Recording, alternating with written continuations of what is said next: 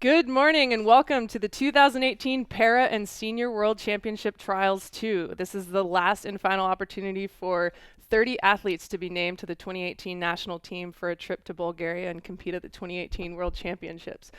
We've got a ton of good racing that's going to happen over the next couple of hours. I'm sitting here with 2004 Olympic champion, coxswain for the men's 8, Pete Chiplone. I'm Megan O'Leary. We're excited to be here. Pete, good races, like I said, coming up.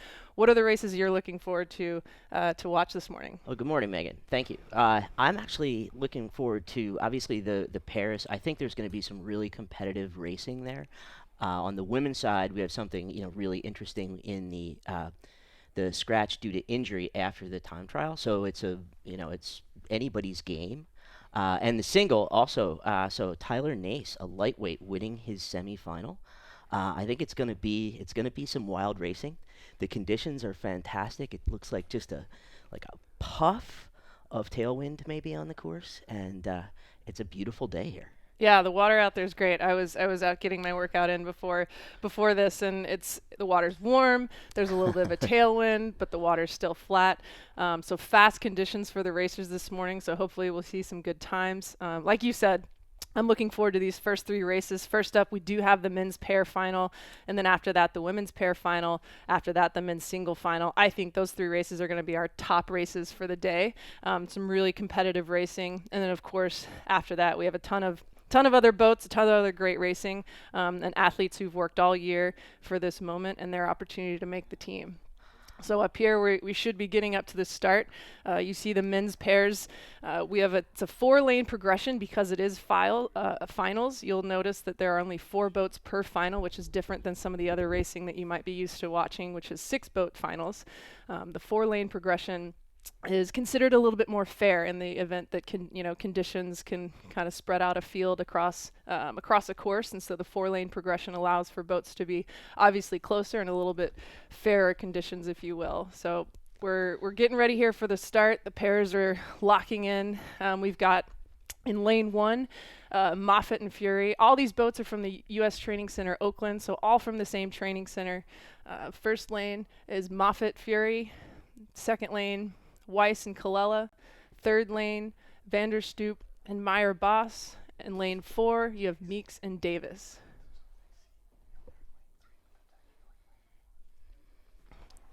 Got it. Okay, so it looks like we have a little bit of a.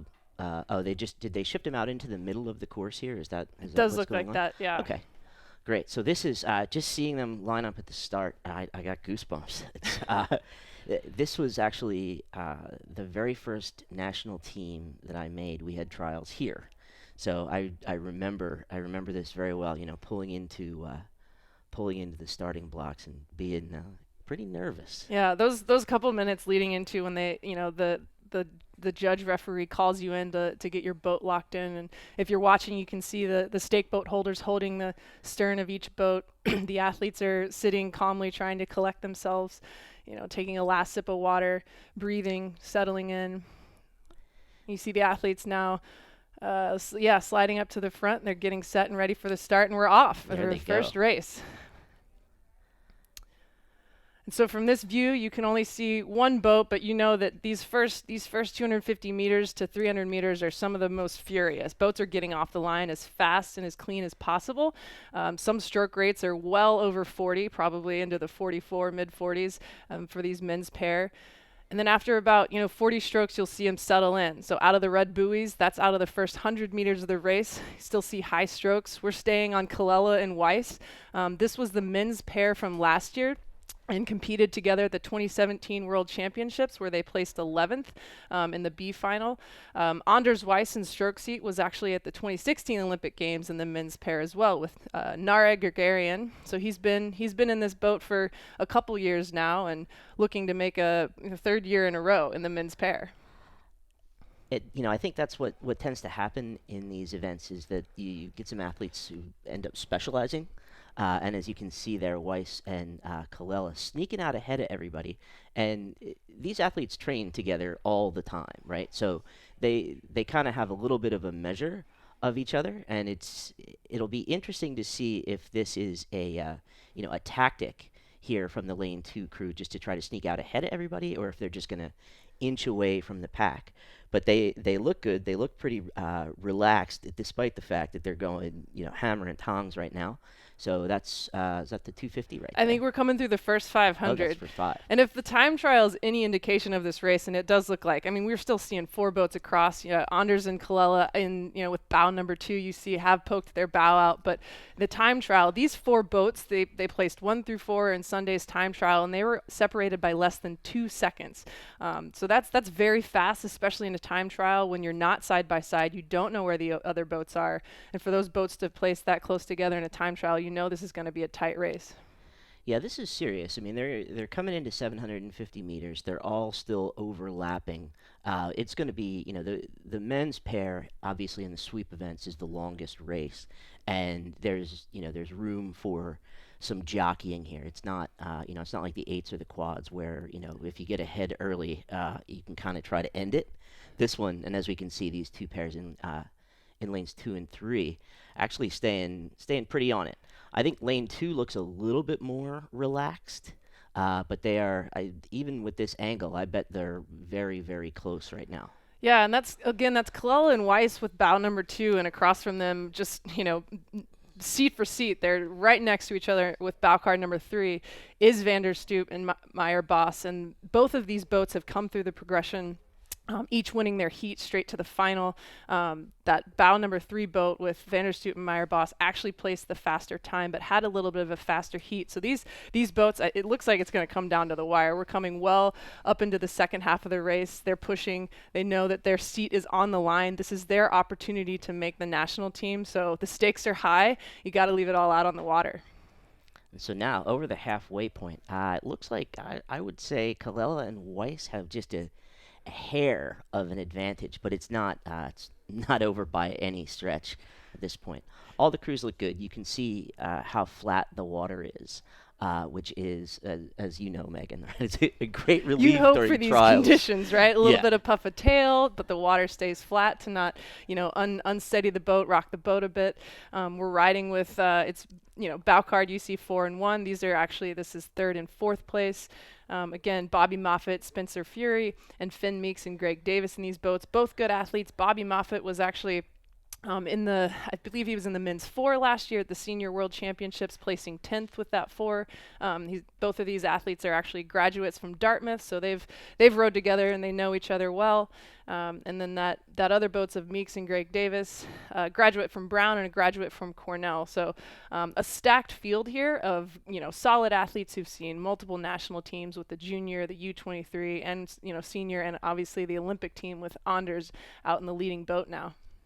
So Weiss and Colella sneaking away to my eye, it looks like they have about a length now and maybe 650 meters to go. So they got about, I don't know, minute 50 left. Yeah. And this is where it's really starting to burn. Your lungs are burning, your legs are, you're just hoping you still have every stroke with you. You're starting to count down the stroke. You'll see the rate pick up as we come into the last, that we're seeing them pass the 500 marker into these last 500 meters. They're in that, they have 60 to 70 strokes left. So you're just counting every stroke, hoping for the finish line, but trying to just push your bow ball out further and further away from the other crews here.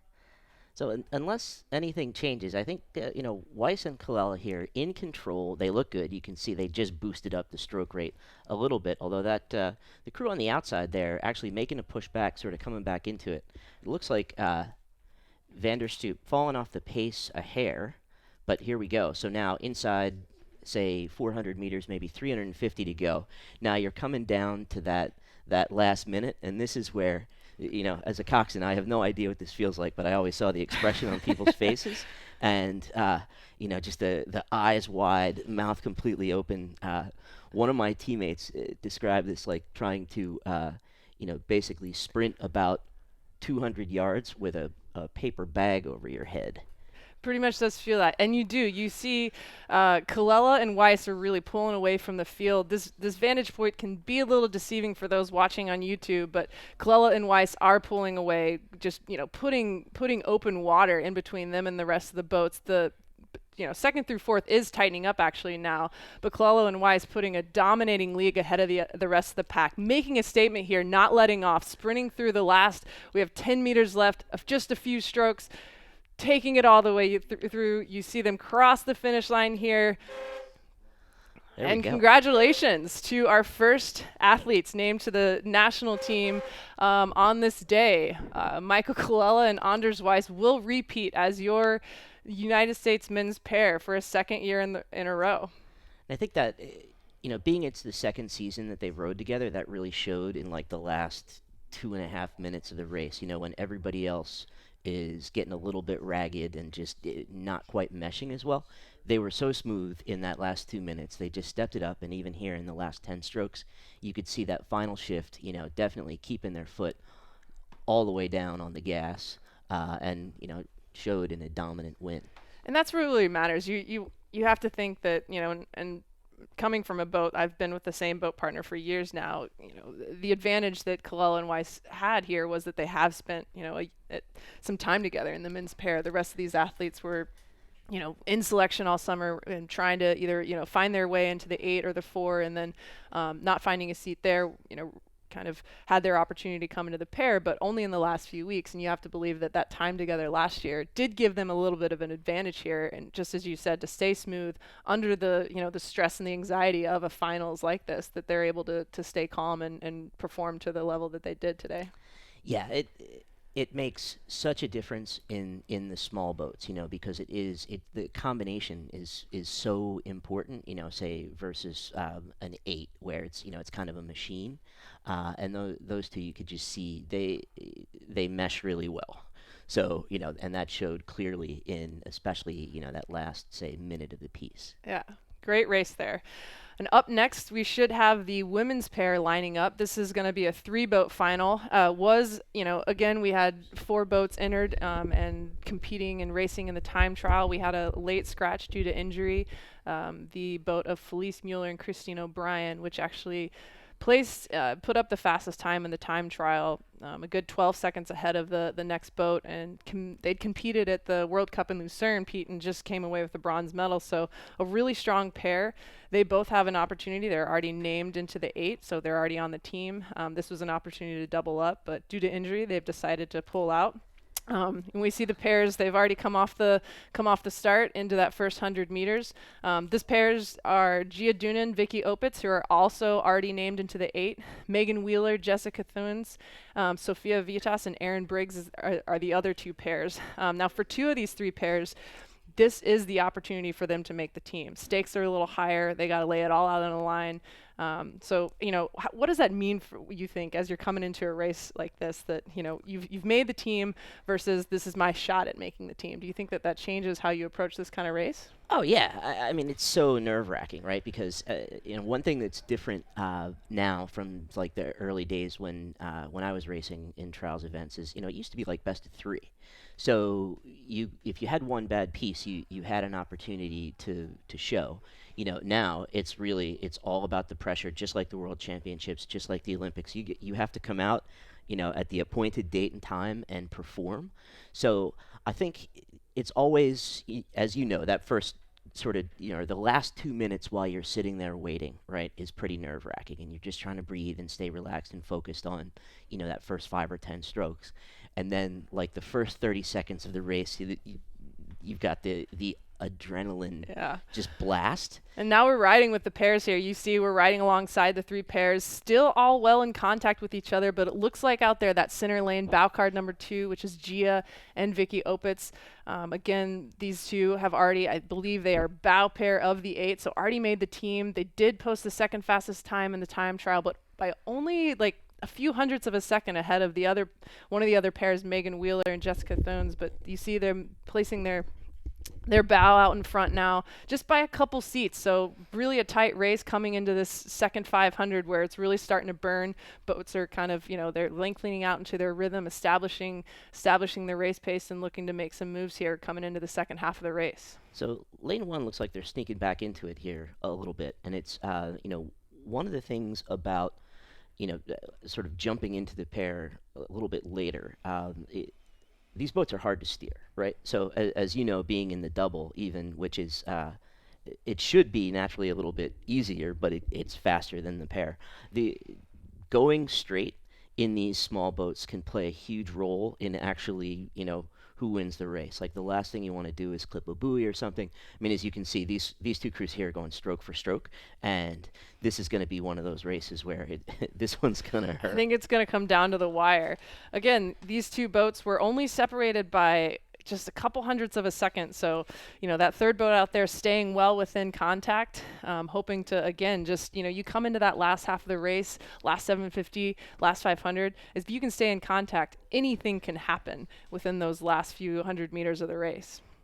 And that's definitely where you see the trouble, right? When you've got some crews that are just absolutely going all out in those last 20 strokes, and somebody pulls somebody else around, all kinds of sort of wildness can ensue from there. Yeah. Unique thing about this year with the women's pair is that this is going to be a new combination. Last year we had Megan Calmo and Tracy Iser, who took silver at the 2017 World Championships. Calmo's having to take the season off due to injury, while Tracy Iser has been named into the women's eight.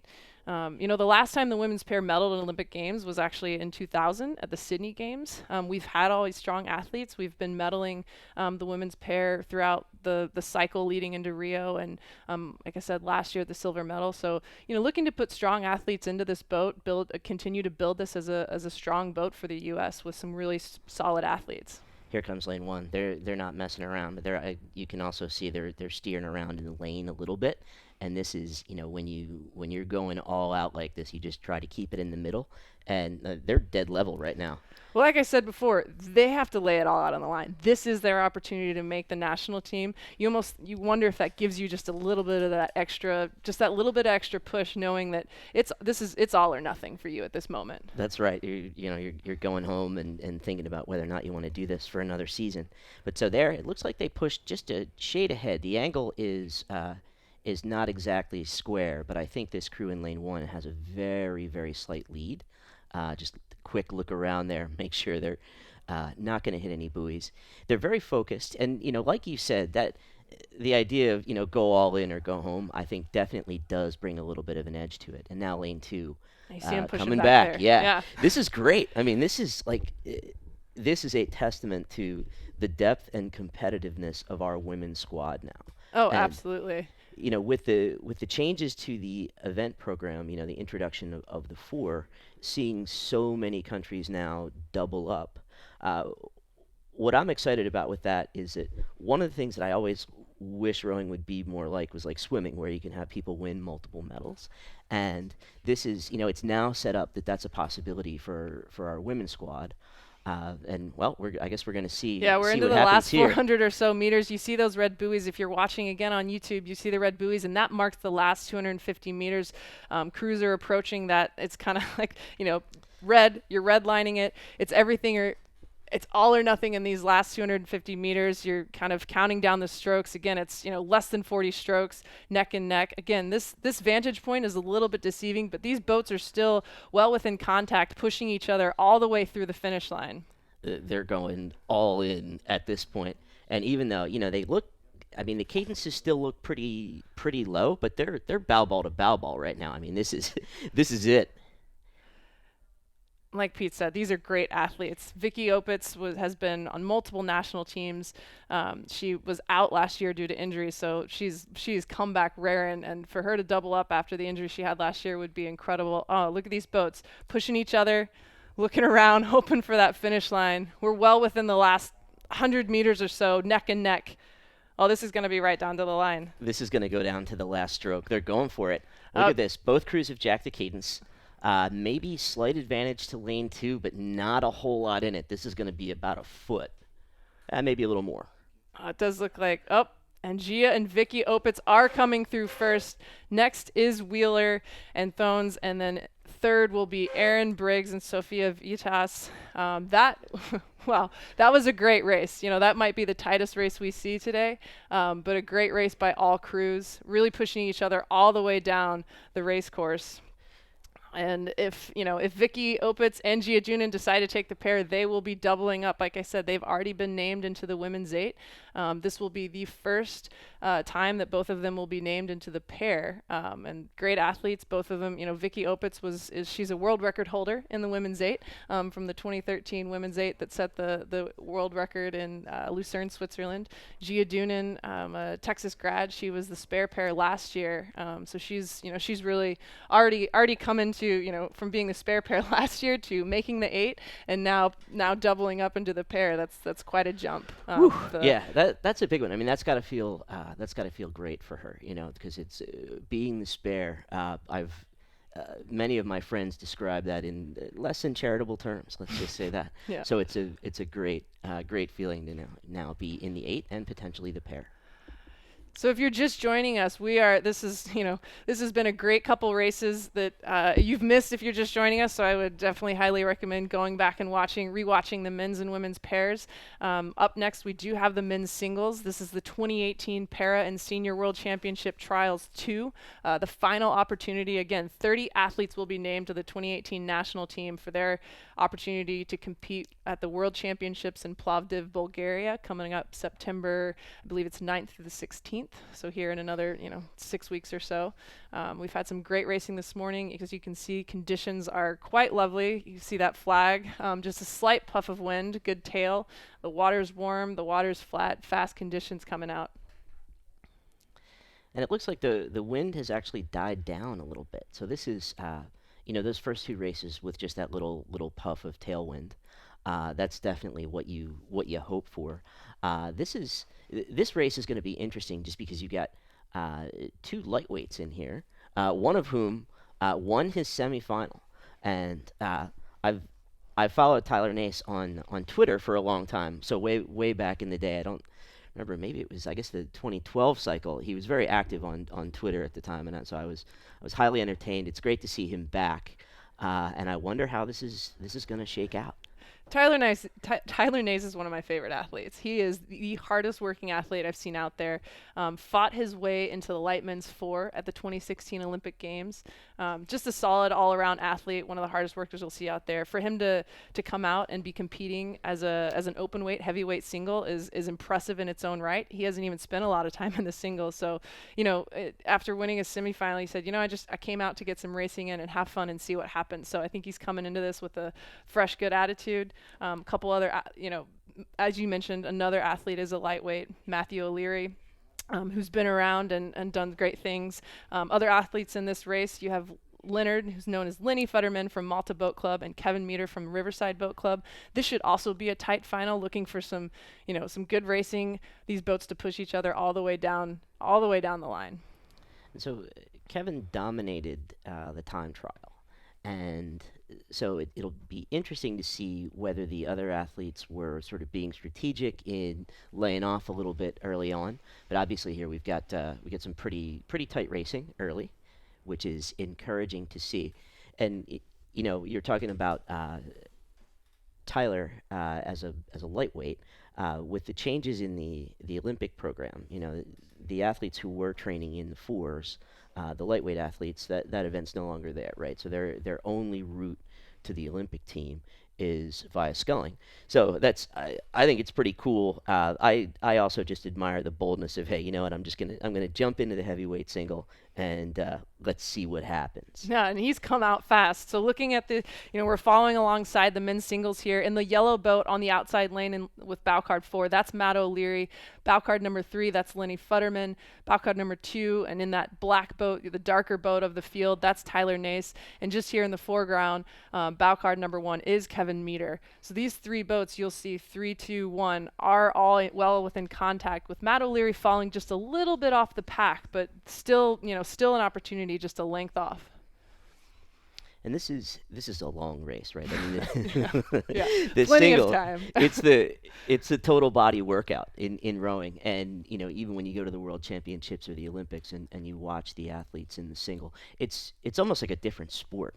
I mean, they're so much bigger than everybody else, and they're just watching them. Like watching the final in Rio was insane because those two guys went down to the very last stroke, and I mean, watching them, like, they basically had to be pulled out of their boats onto the dock, and then they laid there and, like, rolled around for about 10 minutes before they could actually get up and get their medals. That was an incredible race. He's talking about Demir Martin and Mahe Drysdale, which Drysdale ended up winning the race, but it was one of those where you almost wish both of them could have received the gold medal for such a tight, incredible back and forth.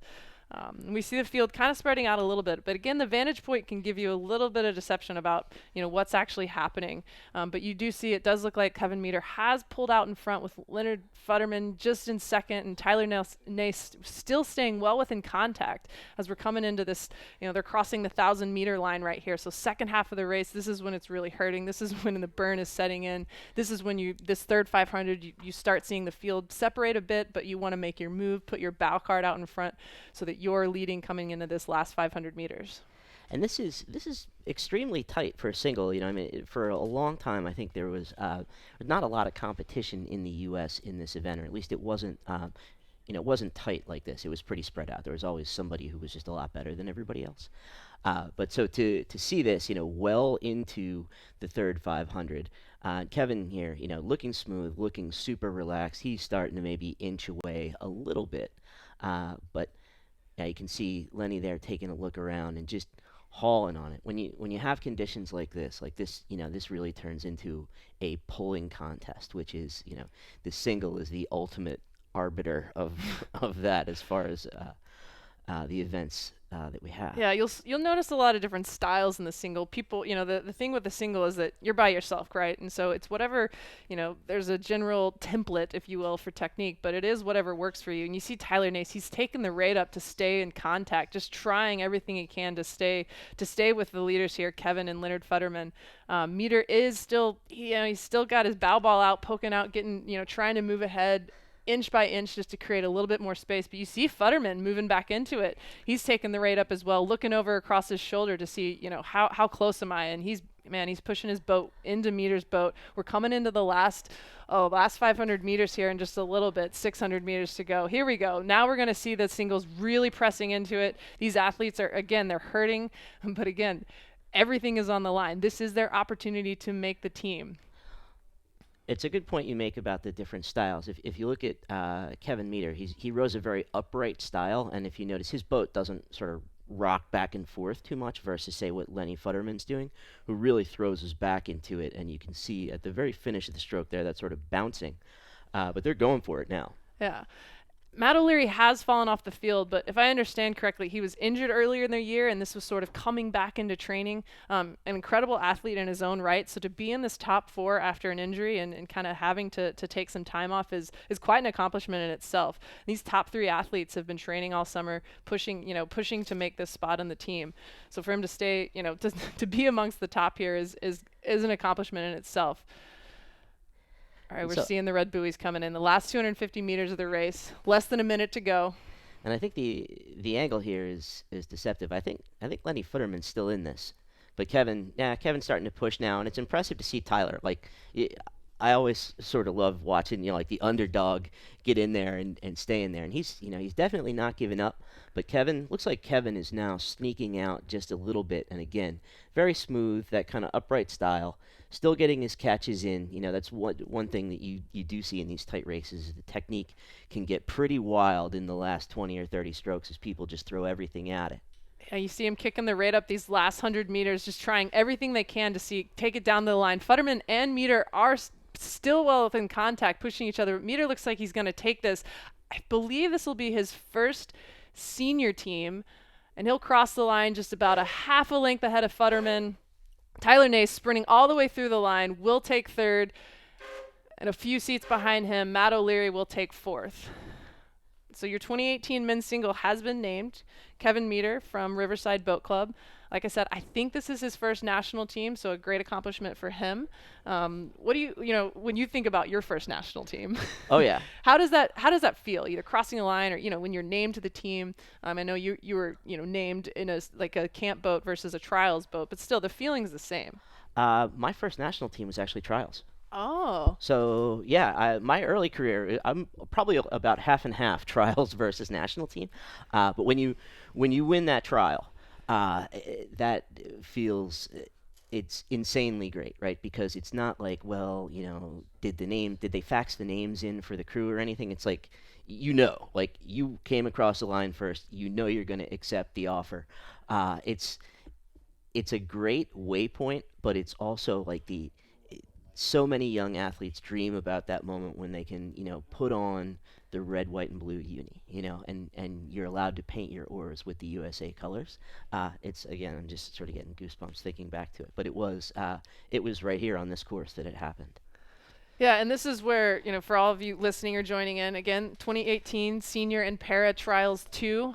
This is the second of two trials. We had the earlier trials where several athletes were named in early July to the team. This is the final opportunity, and over 30 athletes will be named to the team for the senior and para teams. And, just another hour and a half after racing concludes this morning for the 2018 World Championships in Plovdiv, Bulgaria, coming up in September. We've had a few great races already this morning, the men's pair, the women's pair, and the men's single that just concluded. Up next, we have the men's quad, and after that, the light men's double. Then following that, we'll have the light men's pair and light women's pair, followed by the light men's quad, light women's quad, and then we'll get into the para rowing, a handful of para athletes to be named to the team as well. Coming up with the men's quad, only going to be a two-boat final. Again, trials progression is 4-lane progression, which means only 4 boats to final, which you'll notice that you might be used to seeing 6 boats, and that is traditional racing. For trials here in the US, we do 4-lane progression because it is a bit more fair when conditions, might create a little bit of, different lane to lane. So 4 lanes brings the boats together, gives a little bit more fair conditions for the boats, and, in theory, make sure that the fastest boat wins. So coming up, we do have the men's quad, which will be 2 men's quads from Pin AC. I think one boat is Pin AC, right? One boat is Pin AC. One boat is a composite and has a couple athletes from the Seattle Rowing Club. Justin King, Greg Anslebert, who also has rowed at, I believe, Potomac in DC. Michael Nippen and Eric Fred. The other quad is the Pin AC quad. Charles Anderson, Thomas Pfeiffer, Stuart Mader, and William Birdstein. Again, Eric Fried, member of this first quad, was in the last year's quad as well. So we have a returning member. Again, these are all athletes that you'll see them coming down. They all have Pin AC unis, which means they've all been training together. They know what the speeds are. My guess is, looking at the time trial times, that this is perhaps an A and B quad that are showing up to race. We did see one quad place significantly several seconds ahead of the second quad, but you never know what can happen on finals day. Yeah, I mean this event is it's the closest in speed to the 8, and from my experience, I started out in the Coxed 4, and seeing how much faster things happen in boats like the quad, you never know. Somebody catches a crab, or all kinds of crazy things can happen. I've actually been really impressed with the steering so far. Like, we haven't seen anyone hit a buoy, which is I guess the standard has been elevated, right? So I'm long retired, but it would have been unusual to go through this many races without anybody hitting something.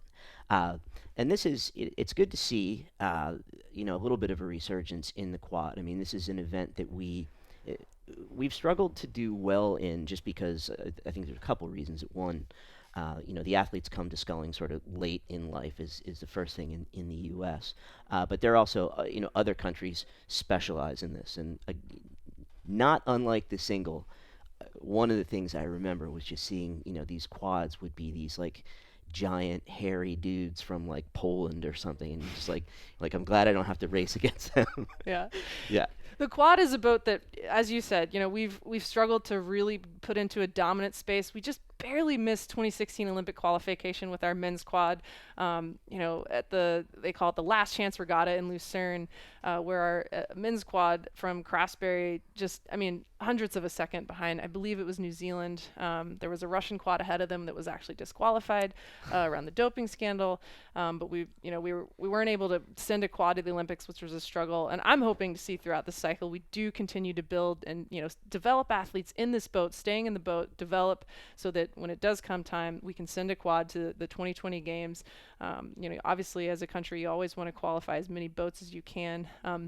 The athletes in this leading boat, you're seeing the separation. We're riding with the lead boat, which is sort of that what we'll call the Penn AC A boat. With Keen, Anslebert, Nippen, and Fred. These are a handful of athletes who have demonstrated their speed in other boat classes. Fred and Keen placed first at the men's double sculls earlier this season in the 2018 National Selection Regatta.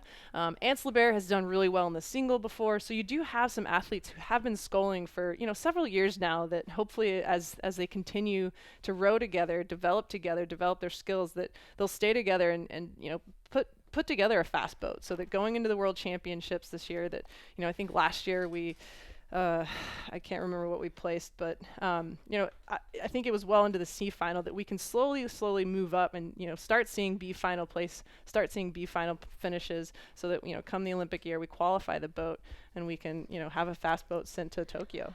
Yeah, to have a chance to be in the game. Now these crews are coached by Sean Hall at Penn AC, who is actually one of my national team contemporaries.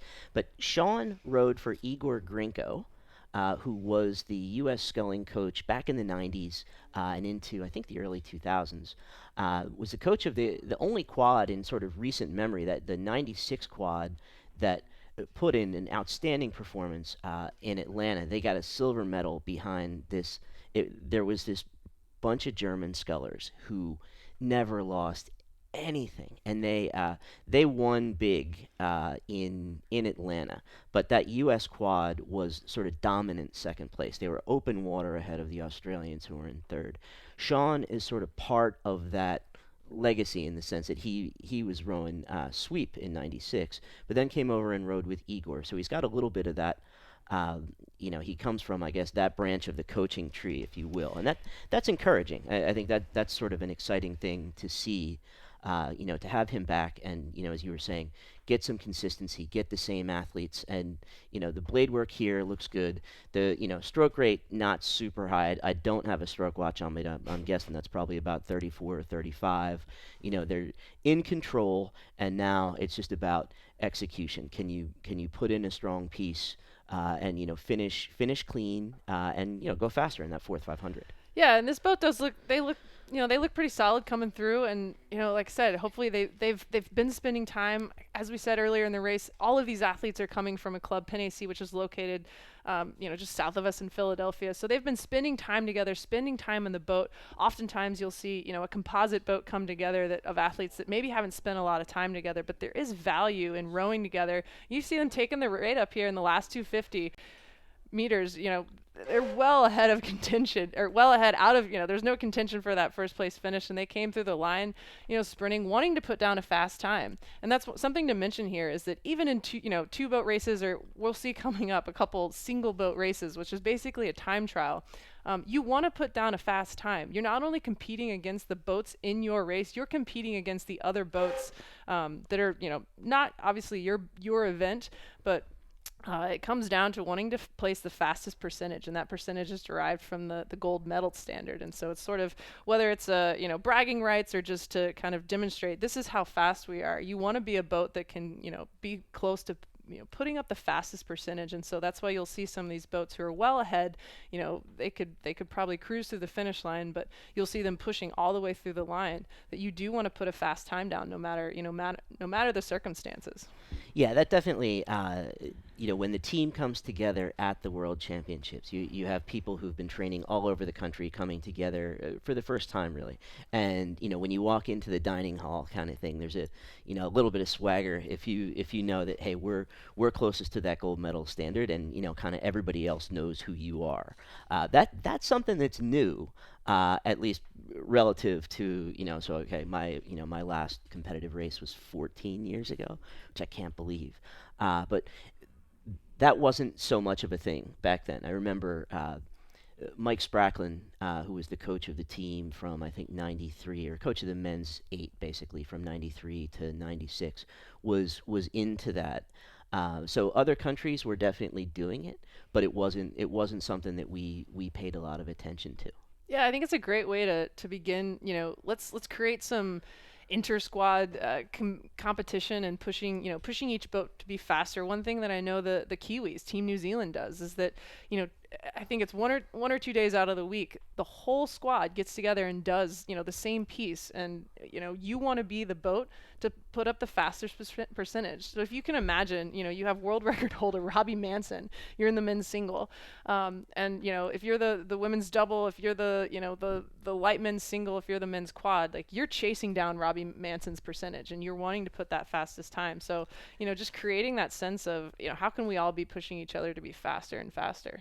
Yeah, and that's actually a very it's a very positive sort of way to look at it. That it's an opportunity for the different events and the different teams within the country, so within the U.S.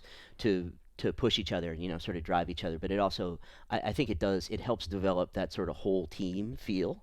And speaking of New Zealand, so I was down there watching practice once about 11 years ago, and I happened to show up on a day when they were doing that, and they came with their game faces on. I mean, everybody was taking that very, very seriously. Yeah. So, and the other thing is that they use the world record time, right, as the gold standard, which is, you get some of these times set at Lucerne, which is like almost a downhill course.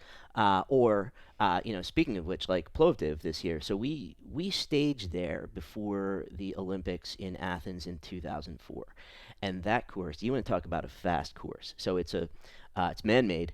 It's like a bathtub. I mean, it's only big enough to hold a race course, and so it's swimming pool flat.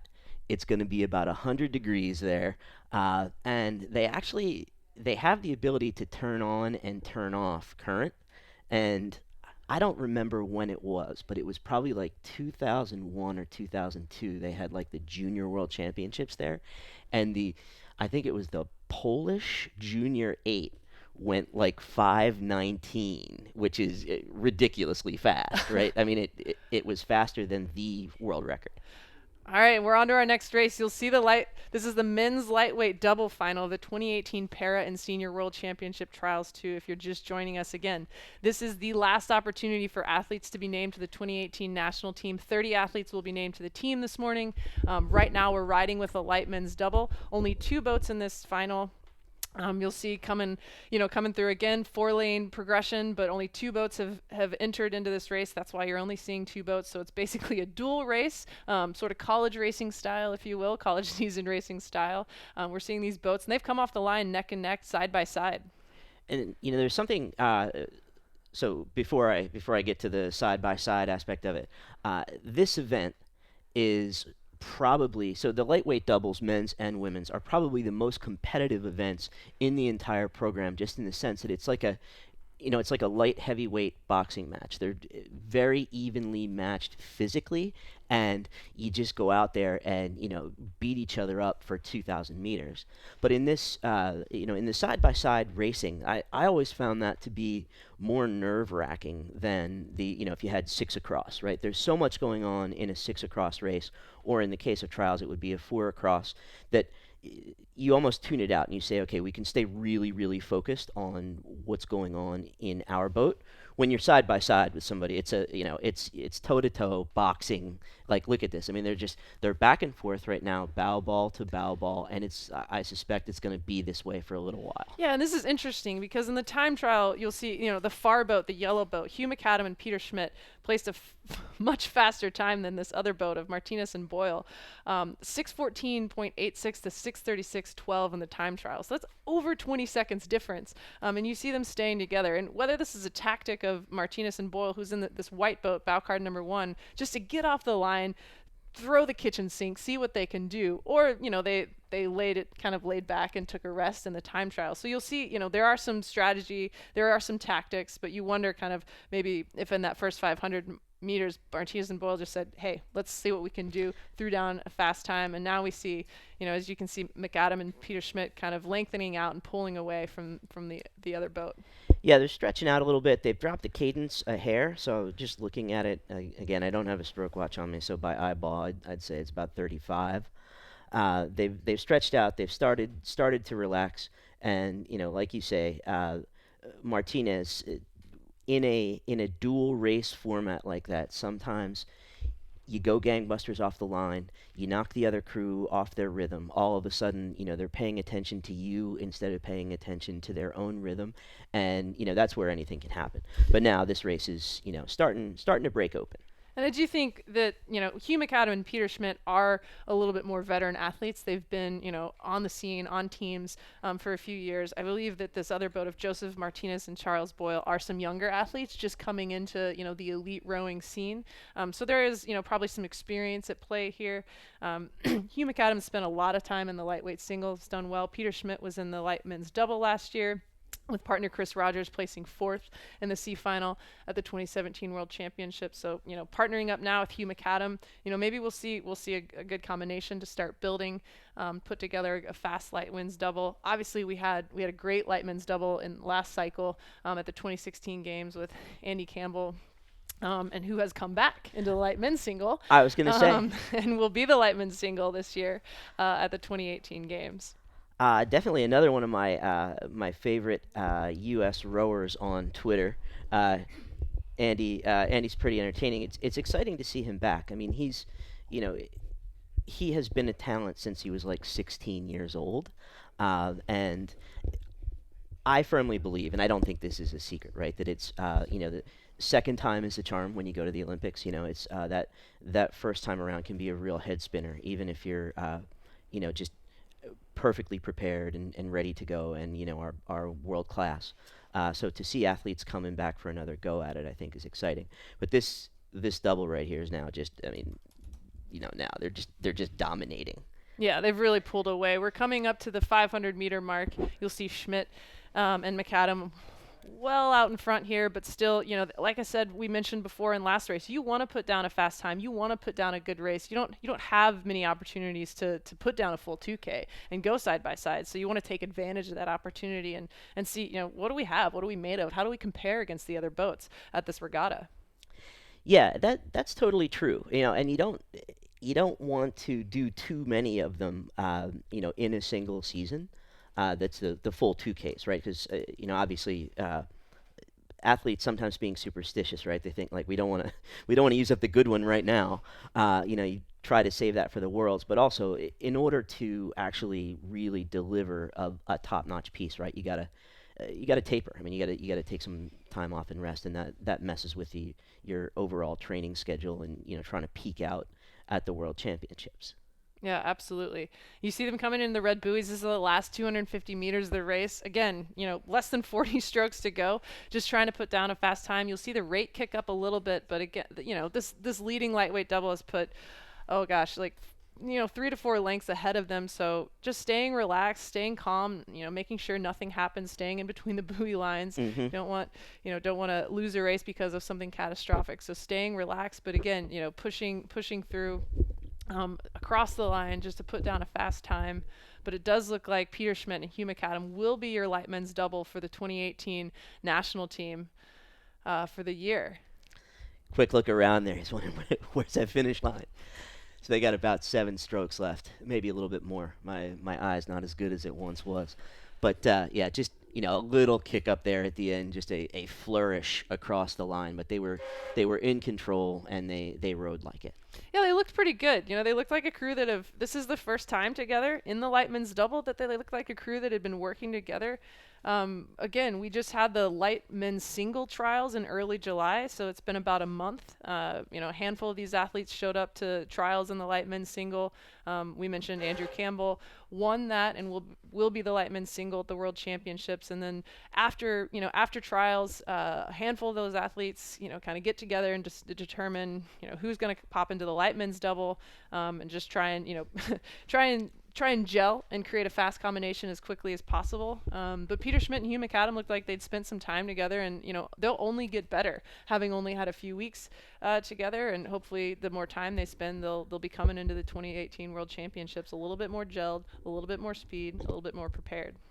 Yeah, and that's sort of a blessing and a curse, right? Like when you get to the World Championships and it's your first time in a combination boat, like a double or something like that, and you're still getting better while you're at the World Championships, and you're kind of wobbling your way a little bit. Like that first piece is just a shock because you're with these crews that have been rowing together for 3 years, 5 years, 8 years, whatever. They're very polished, and you're like, whoa, like that went by really fast. But the fun thing to watch with the American crews is that those athletes, it's like, okay, their first race was like borderline disaster, and then second race, pretty good, and then by the final, they can really get out there and give their best piece. Yeah. All right. Wow. Okay. So we have almost notched down about 45 minutes of racing. We still have well over an hour of racing left for the 2018 Senior and Para Trials 2 this morning. Lots of racing coming up, so stay with us. If you are just joining us, you've missed some good racing, but absolutely go back and rewatch the live stream. We had the men's pair, women's pair, men's single, and men's quad. So we've already had a number of athletes named to the team. Again, 30 athletes will be named to the 2018 United States national team this morning for their opportunity to represent the U.S. and compete in Plovdiv, Bulgaria, coming up in September at the World Championships. And just to talk about, we're at the halfway point. 2 years ago was Rio. Mhm. 2 years from now is Tokyo. What does you kind of see in that post-Olympic year, a handful of athletes take the year off or kind of rest, right? They come into not as fit, not as top form. What does it mean coming into this year to make the team, kind of looking, you're looking ahead to that second half of the cycle as you're gearing up for the Olympic Games? What does that mean for these athletes who are either making their first team or they're making their fifth team? So if it's your fifth team, I think you kind of know what to expect, right? That the middle year of the cycle is the one where it gets real again. Like you say, in the post-Olympic year, people retire, people decide to take a year off. I mean, they have to let their bodies heal. Especially the final 2 years of the cycle are so brutal. But what I remember was there was a huge difference in the level of competitiveness and preparedness in, say, from the post-Olympic year to that middle year. And that's where it gets fast again. And then, forget about the pre-Olympic year. I mean, that is, I think in some ways, more competitive and more brutal than the Olympics itself, just because in the Olympic year, like, people, they're training so much, sometimes people get injured, or for whatever reason, they try to do something bold or maybe crazy, and it ends up, they're off their game at the Olympics. But because of the Olympic qualification in that pre-Olympic year, people like are just all in. But so for this season, the first timers, it's going to be an eye opener. Yeah.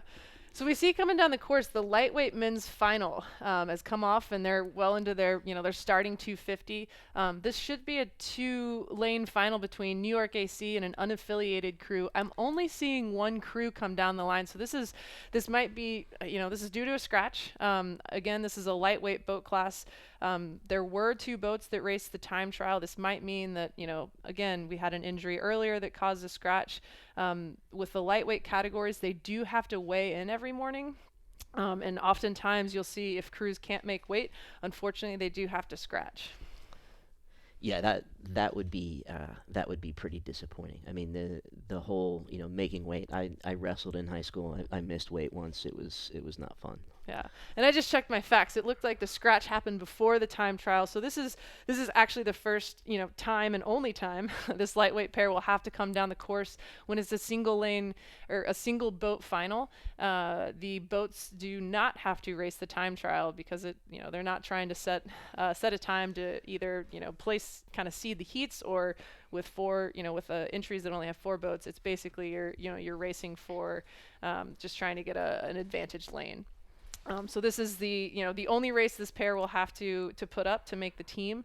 The Lightman's pair is what's called a non-Olympic boat class, or at the international level they're also called the international events. So you have the Olympic events, which is the Olympic program, and then you have the international events, which are the non-Olympic boat classes. The Lightman's pair is one of those events.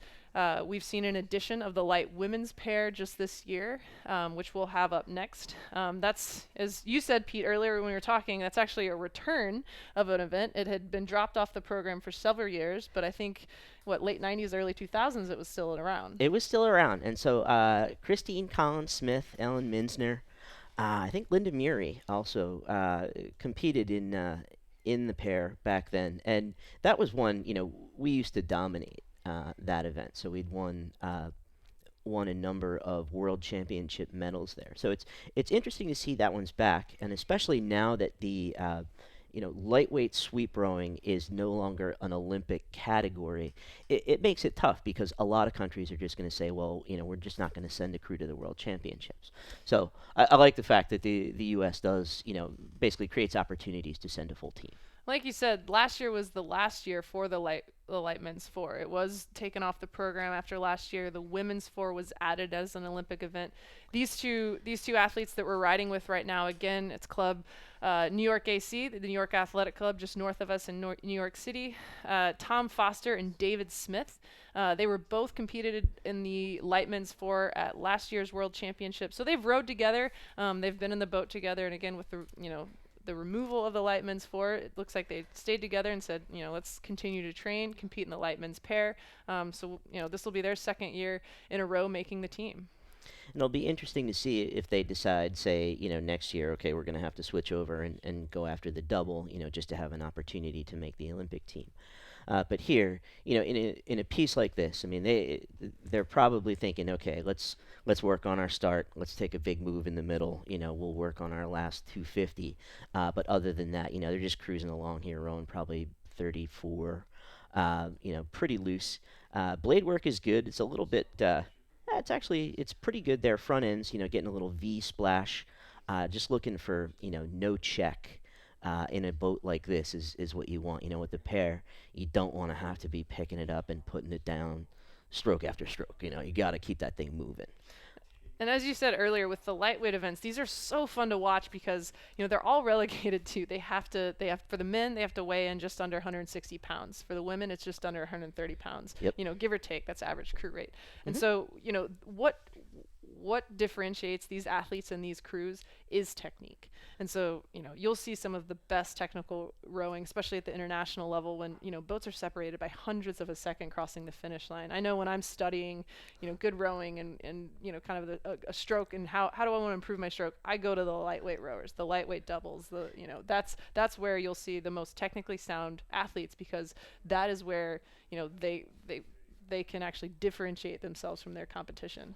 Right. I mean, it's that, and it's a little bit like cycling in the sense of training volume. That's where you see the very best crews in those events are the ones with number one, like you say, the best technique. Number two, the ones that can really get the aerobic training volume in because everybody is the same size. And number three that goes with that is the ones who aren't injured at the time of whether it's trials or the World Championships. But to your point, I remember going back to 1996, which was the first Olympics that had the lightweights in it. And so our women's lightweight double got a silver medal that year. I think that was Lindsey Burns and Teresa Zarzechny. And then our men's lightweight double was like ninth. But it was the semifinals.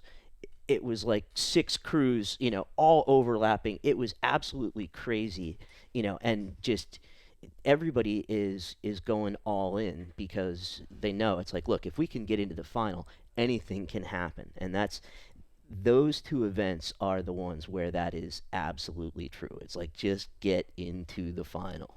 Yeah, absolutely. I mean, one stroke, it can, that's what it can come down to, is just a one stroke difference when you see boats finish that closely. And very rarely do you ever see a dominant crew, a crew that wins year after year after year. You do see it trades places Hmm. much more frequently than you see in some of the other events, where you do see, in the men's heavy pair, the counterpart to the light men's pair, Hamish Bond and Eric Murray, for years, just lengths ahead of everyone, and they were sort of the dominant crew. You don't see that in the lightweight categories. No, no. Well, you just simply can't sustain the level of training necessary to be dominant, all the way through the 4-year cycle. I mean, they definitely need the time to restore their bodies, just because, you know, unlike the heavyweights, they're not carrying any extra, right? They're just No. prone to injury. All right, and that is the conclusion of the men's lightweight pair. Again, congrats to Tom Foster and David Smith of New York AC.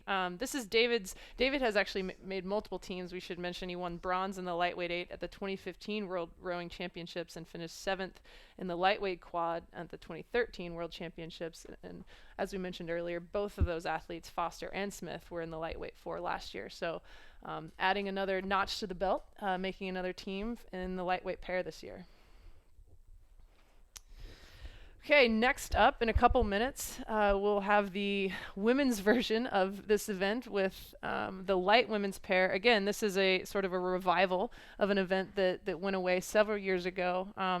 The light women's pair was added just this year to achieve, basically gender equality for number of athletes that are being sent to, world championships, Olympic games, etc. This is a non-Olympic event, but with the removal of the light men's 4, addition of the women's 4, and now the addition of the light women's pair, the same number of both male and female athletes are being named to the team. It should also be mentioned that there is also now that the coxswains for teams can be male or female. Yeah. So you'll see, I know that I think Australia, I think the men's team might have a female coxswain, and the women's 8 might have a male coxswain. Yeah, and I think the Kiwis also. I think their women's 8 had a male coxswain last year, but I laughed when I saw that in Australia. That it's sort of swapped. I think it's interesting. I mean, look, the reality is, the gender of the coxswain has nothing to do with it. So I think it's a good decision on the part of FISA to allow that to happen. It's just, the dynamics are so funny to see like that. Like I never would have guessed. Australia probably would have been the last country I would have guessed to do something like that. Well, it's interesting because at the collegiate level, you'll see plenty of women that are coxswain for the men's programs, Hmm. right? And obviously there's the NCAA. There's different rules for the women's program, but there's as of now, as of today, there's not the men cannot be coxswain for women's team. Right. I think that's correct. I think Yeah, men cannot cox for women's teams, but NCAA team's correct. yeah. So you wonder C'est if la you'll vie. see, yeah, You, if you you'll know, see that change in the you future. never know. Yeah, that would be pretty interesting. All right, so we're off with the lightweight women's pair final here. This looks like a 2-boat final, I believe. We did have 3 entries, but there might have been one scratch. Coming into the first 100 meters, I believe there's a Riverside Boat Club representative here by Jillian Zeif and Jennifer Sager, and then a Union Boat Club, Michaela Carr-Warner and Elizabeth Martin. Coming, side by side again. This will be a dual race, as we saw in the men's quad. There is a third boat. I believe there should be a third boat, but we might just not have them on our screen quite yet. Yeah, Oh, you there see they are. there's the other third boat. This boat's from Vesper. This is Liz Euler and Solveig Imsdal. So again, not a full final, but 3-boat final. If you're in that center lane, your head's on a swivel. You're checking out who's next to you, where are they pushing out. I believe some of these athletes, I recognize the names, are in kind of the lightweight have either been in the single and the double and the quad. A few of them I'm sure know each other, and so again, this is an opportunity for these lightweight rowers that didn't find themselves in the lightweight single, lightweight quad, lightweight double this year to make the team and to continue to progress in their career as they, I think the ultimate goal is to make that Olympic boat, the lightweight double, come 2020. Yeah, and these, you said now they call them the international events. I mean, there was a bit less fanfare back in the day, right? We just knew them as the non-Olympic events. But my first 2 seasons on the national team, I was in the Cox Four, and that was a non-Olympic event or an international event. These events are really great entry points for young athletes trying to make the team for the first time. And philosophically, like I believe it's better to be on the team and come and perform well initially rather than like try to jump straight into the top event and kind of get knocked around for a couple of years. So these events serve a real developmental purpose for our squad. At least that's the role that it plays for us. And looks like Riverside here kind of putting the boot down a little bit. So they stretching out, good catches, long in the water, looks pretty in control. And this is, again, these lightweight events are just super competitive. So, and it's a long piece. It is a long piece. The pair is sort of like the single, just a little bit faster, Hmm. like the single in that there's two oars, and so it's a long race. Anything can happen. You do see boats, some boats have a faster first half, and then some boats have a faster second half. So you'll see some changing. I think in the time trial, these boats were fairly close, but I think there was a leading, 7:15, 7:18, and then 7:34. So those top two boats are within a few seconds of each other. So you'll probably start to see, as we are seeing, the race spread out a bit. Those top two boats pulling away from that third boat. And again, these athletes had to weigh in this morning. They're all relegated to a similar they have to weigh in both average crew rate under 100, around 130 pounds. So they've had to, coming into this, prepping for racing. You're possibly a little tired. You're possibly had to sweat it out this morning. It's a whole different sport essentially for these lightweight athletes.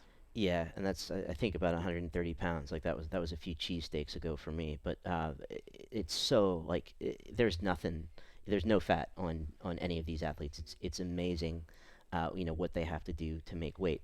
But one observation, just on this race. So the Riverside crew sort of rowing long and low. Really nice sweeping arcs in the water, and Vesper overstroking them a little bit. And just even with that lower cadence, the Riverside crew moving away, which I love. I love seeing crews do that. Like Hmm. I love seeing crews just row super long strokes, super in control, and just walk away from everybody. Like I think it's a gutsy style, and it reflects confidence in your ability to move the boat. And those athletes have rowed together. They both attended Trinity College together. They've rowed together. They've been in the boat together. They were both in the lightweight quad last year that played seventh at the Worlds. So they probably have a little bit also that gel, that rhythm that comes, and that confidence that comes with having been in the boat together. Um, we'll see the second boat, this Vesper Boat Club, kind of pulling up, trying to stay within contact. Michaela went to Boston University, was in, placed seventh in the quad at the U23 World Championships last summer, so a little bit of a younger athlete. The other athlete, Elizabeth Martin, she rose at MIT, so again, another young athlete. It should be said that lightweight rowing is a collegiate event. There's a handful of top schools that compete at the IRAs and have lightweight eights, and so it's interesting that there's kind of a reverse. So you have collegiate athletes that have an opportunity to continue sweeping now Hmm. into an event, whereas I think before it was sort of you ended college sweep rowing for the lightweights and you had to go into sculling. You had no choice. Yeah, that's true. And again, it is good. It's an opportunity, almost an entry level, just a place to get that continuity. While, yeah, you know what? Like if you want to go to the Olympics, you're gonna have to learn how to scull, or you're gonna have to beat the heavyweight pair, which is these days that's a pretty tall order. All right, so we are seeing a boat pull out that Riverside again. That Riverside boat putting some good water between them and the rest of the field, putting kind of a dominant space in second. Again, this vantage point is a little deceiving, but I do think that they're well in first. Yeah, they're in control, and I think just looking out at the flag at 500 to go, it looks like the tailwind is maybe making a little bit of a comeback. but just nice and smooth, in control. Their cadence has come down now a little bit. It makes me wonder if they might have gone a little bit too hard early on. Yeah. But I think it doesn't look like it doesn't look like the gap is changing. But you see here with this Vesper crew, right, is going all in, and there we go. We got one athlete pushing the other athlete around a little bit as they're heading toward the buoy line, and they're gonna let's see if Yeah, they you make see a those comeback or they blades. cross over. You see those blades on the other side of the lane, and as Pete mentioned, that's what happens. You'll see when you see you call it like kind of pulling around, but you'll see the athletes start pulling through the water, entering the water. One athlete might be what we call dying, losing strength, and that does happen when, especially in the sweep boats and the pair, particularly, a boat can kind of get offset and begin not going straight, if you will. Yeah, and they're just right on that line now. So somebody's probably standing on the rudder, just trying to keep them in their lane. I mean, they're in an outside lane, so if they leave their lane, I don't think they're going to get disqualified. But it certainly doesn't help you go, faster to the finish line if you are, sort of stomping on the rudder. All right, and this Riverside boat crossing the finish line, a handful of lengths ahead of Vesper, splashing the water. You don't see it on the camera. We can see it from the finish tower. A little bit of fist pump from bow seat. Yeah, they're excited. They're excited to be making the team. They will be the first lightweight women's pair to be named to the U.S. national team in quite some years. And yeah, I mean, you hope that athletes like this, again, they're experienced. They've been on several teams in sculling boats. They obviously rowed in college together. This is an opportunity for the U.S. to, I think, win a medal at the World Championships in an event that's new again. That's been brought back, but with the tradition of sweep rowing and kind of that development funnel that we do have for these athletes, and again, these athletes have been around kind of the system for a few years. This could be a great opportunity for us to get another medal. Yeah, I agree. I think it's a definite medal opportunity for the team, and I I don't care what anybody says. Like I won medals in the Olympic categories. I won medals in the non-Olympic categories. Like when you a medal of any kind is like that's the goal. So when you do pick that up, it feels pretty good. All right. Wow. We are into the second hour of the broadcast, which means we're halfway through Racing for the Morning, just another hour. So if you're just joining us, it's the 2018 US Rowing Senior and Para Trials 2. There was Senior and Para Trials, which was kind of a mega trials earlier this summer in July when several athletes were named to the team. The announcement for the camp selected boats just went out. I guess it was a few weeks ago, and that's the women's 8, the men's 8, the women's 4, the men's 4. They were named, and so today is the opportunity for this last batch of athletes to be named to the 2018 national team for their trip to compete at the World Championships in Bulgaria.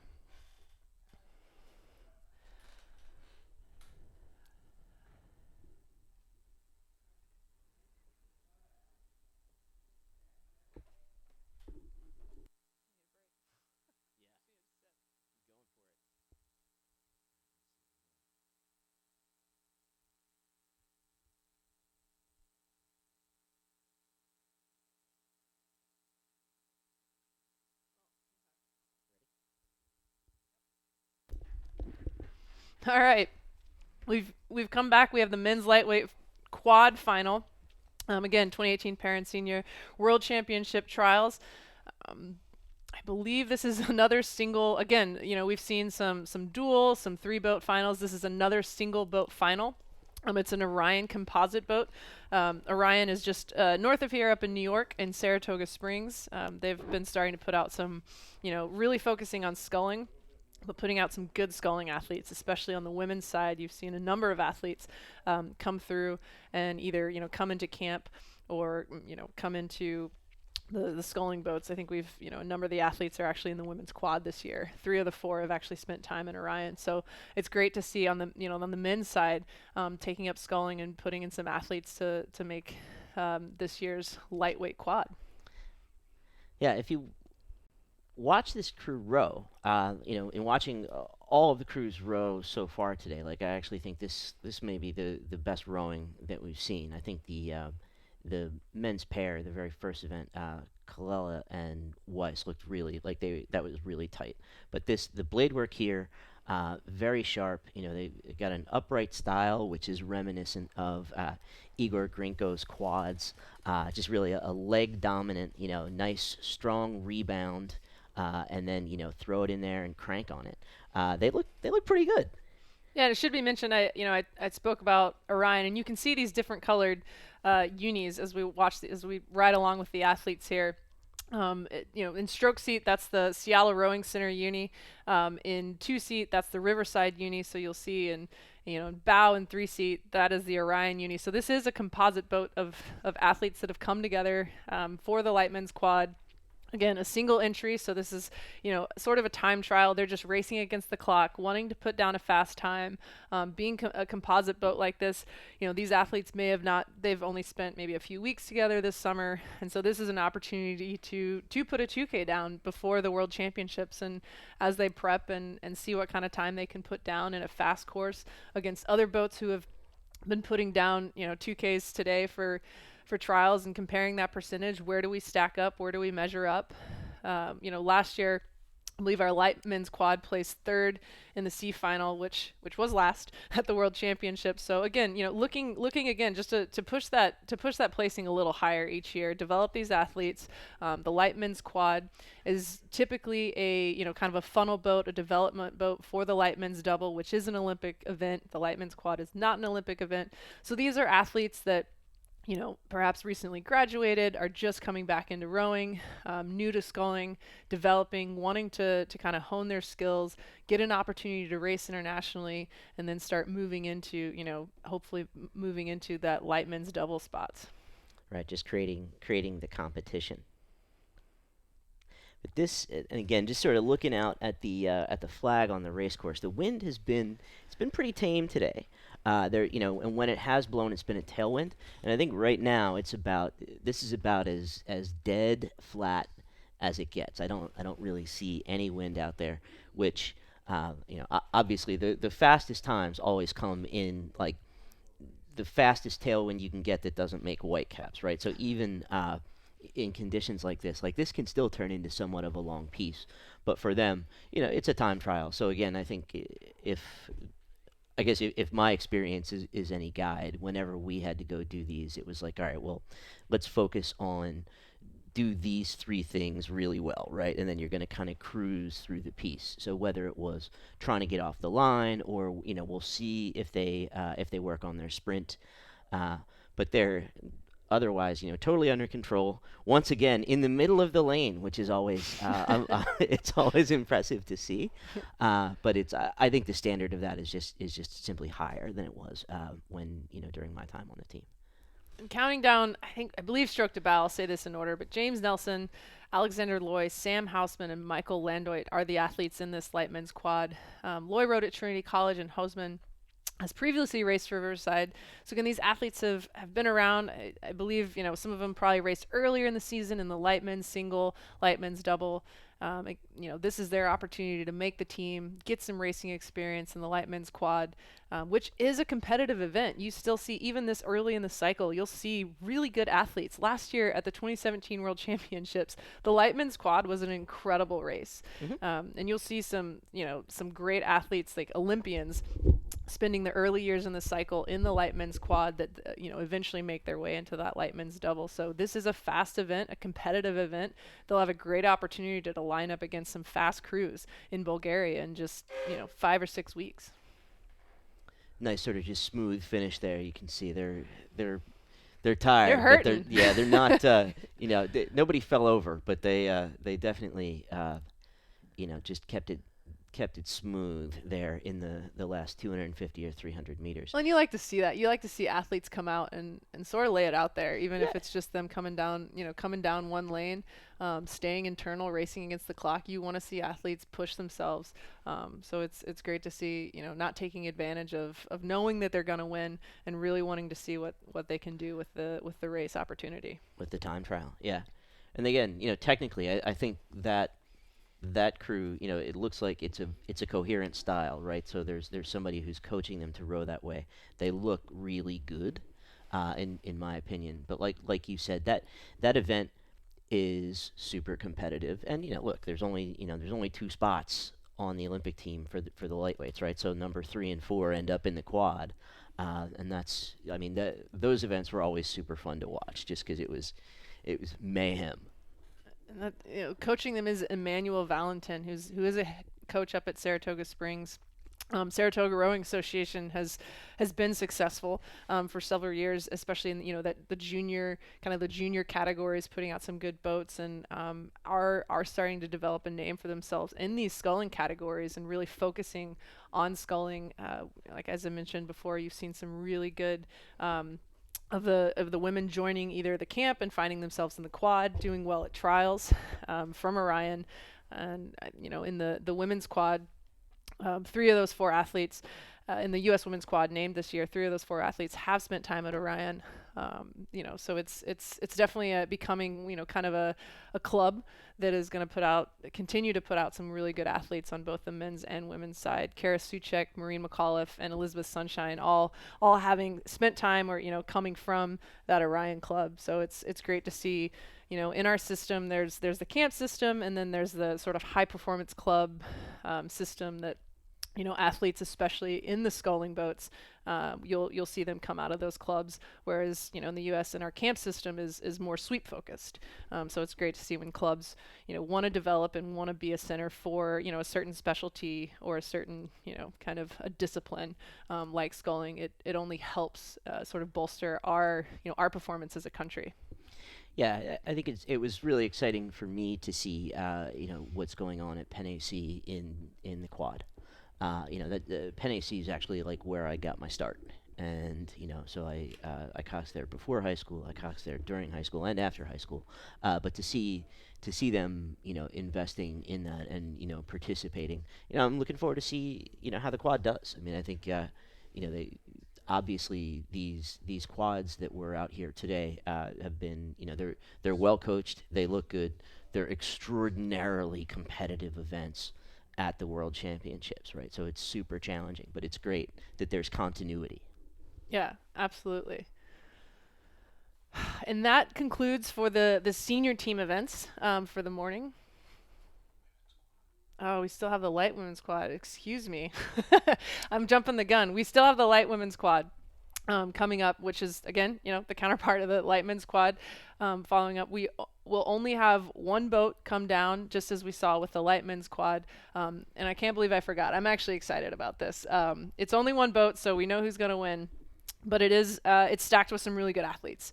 And coached by Linda Murray, who is a name well known in the rowing scene. I think she's been helping out and coaching Andrew Campbell for quite some time as well. And so she's a great coach, knows sculling, knows how to develop athletes, and has been working with this quad, who is listed as kind of a composite boat. So you see some athletes from GMS, some Riverside, some listed as unaffiliated.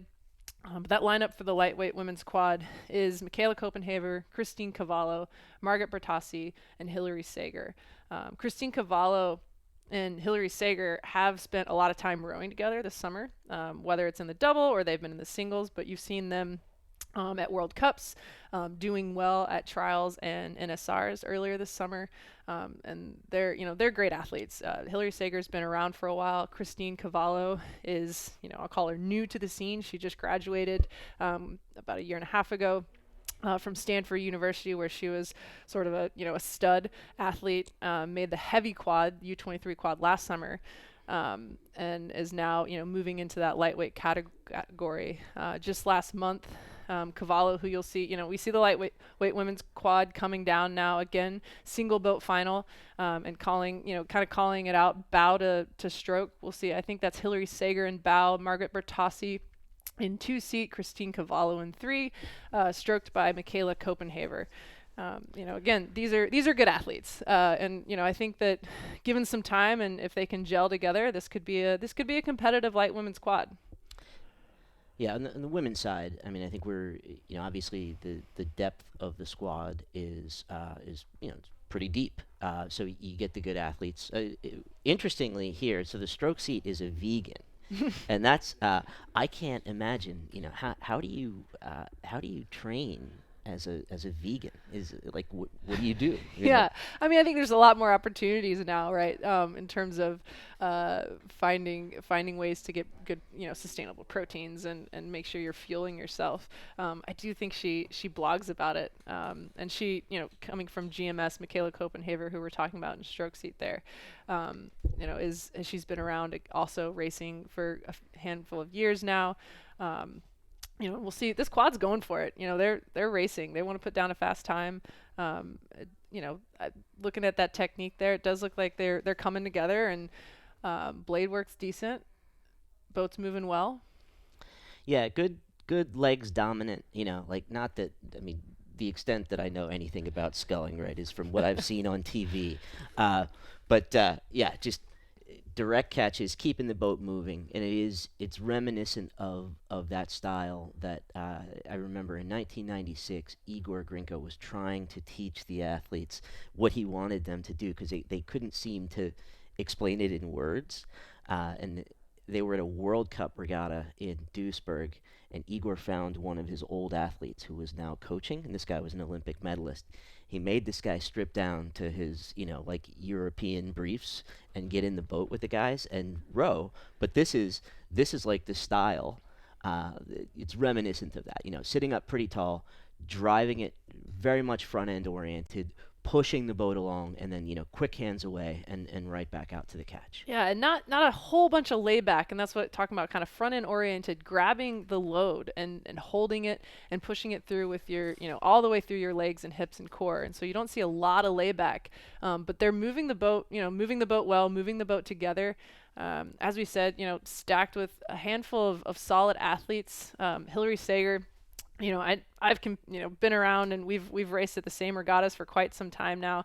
A great athlete. Margaret Bertassi was a heavyweight rower at Princeton, and is going lightweight and has been sculling for a few years now, but had did well. I think open weight sculling first, and now is transitioning into lightweight. Christine Cavallo, as I said, young athlete, had a great summer. She went over to Europe and competed in a handful of World Cups. Just missed a medal in the light women's single at World Cup 2, I believe. I mean, just missed it. As a brand new athlete to the scene, for me it was impressive to see that, especially in the single, where it takes time to really understand how to row and how to race the single, especially internationally in such a competitive event. Totally, and I mean you're just up against people who've been doing it for a long time, right? Again, the lightweight singles are oftentimes the places where the lightweight double athletes go to recuperate from an injury or take a little bit of a rest. So you're really racing against outstanding athletes in the category, and just to show up as whatever, a 23-year-old, and narrowly miss getting a medal, that's that's impressive. Is I think a very fine choice of word. And earlier this year, I think it was in February, she set a new world record on the C2, Okay. for the 2K. Hmm. Christine Cavallo did, only to be broken just a few weeks ago by Canadian Jennifer Casson. She broke it by 3/10 of a second. I Yeah. was talking to Cavallo earlier. I'm pretty sure she's got her eye on breaking that again, and I believe she's fully capable. Just a great athlete, and expect big things from her coming up in the cycle for the next few years. She raced at single trials earlier again this summer. Just missing out to another great sculler, Michelle Sescher, who was in the light women's double last year, bronze medaled with Emily Schmig. Michelle was injured for the first part of the year, but coming back, and that was a great race between two stellar athletes.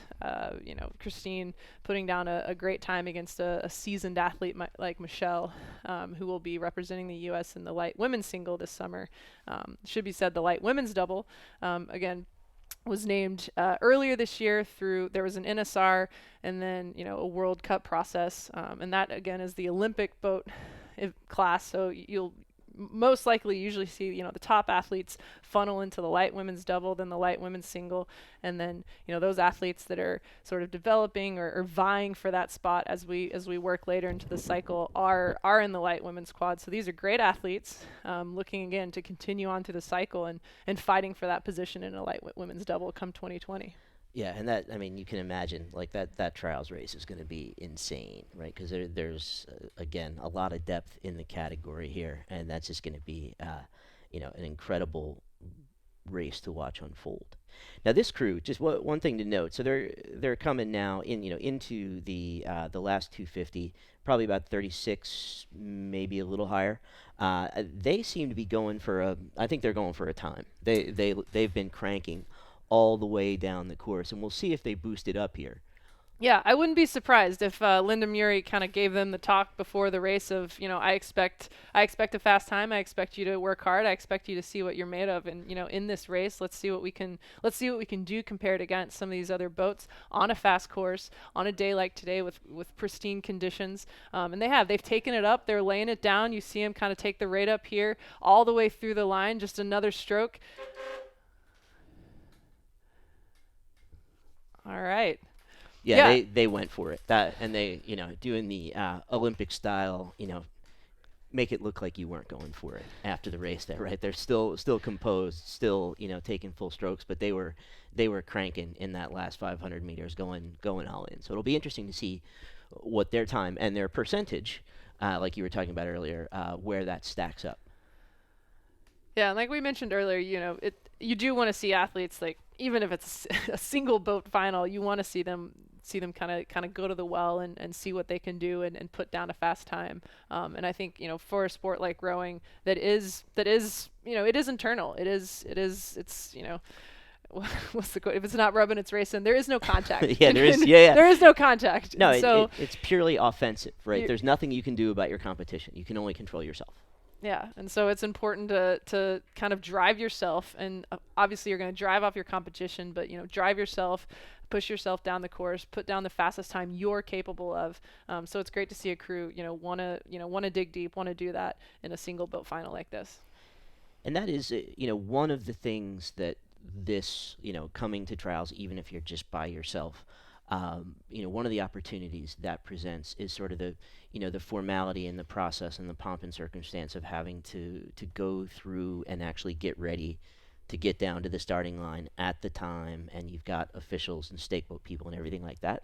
So it's good for working on, what I used to think of as almost like the ritual of preparation, which the more you can do that, the calmer you are. At least that was always the way it was for us, was that if you got into that ritual, then you kind of went on autopilot, right? So you're a little bit calmer.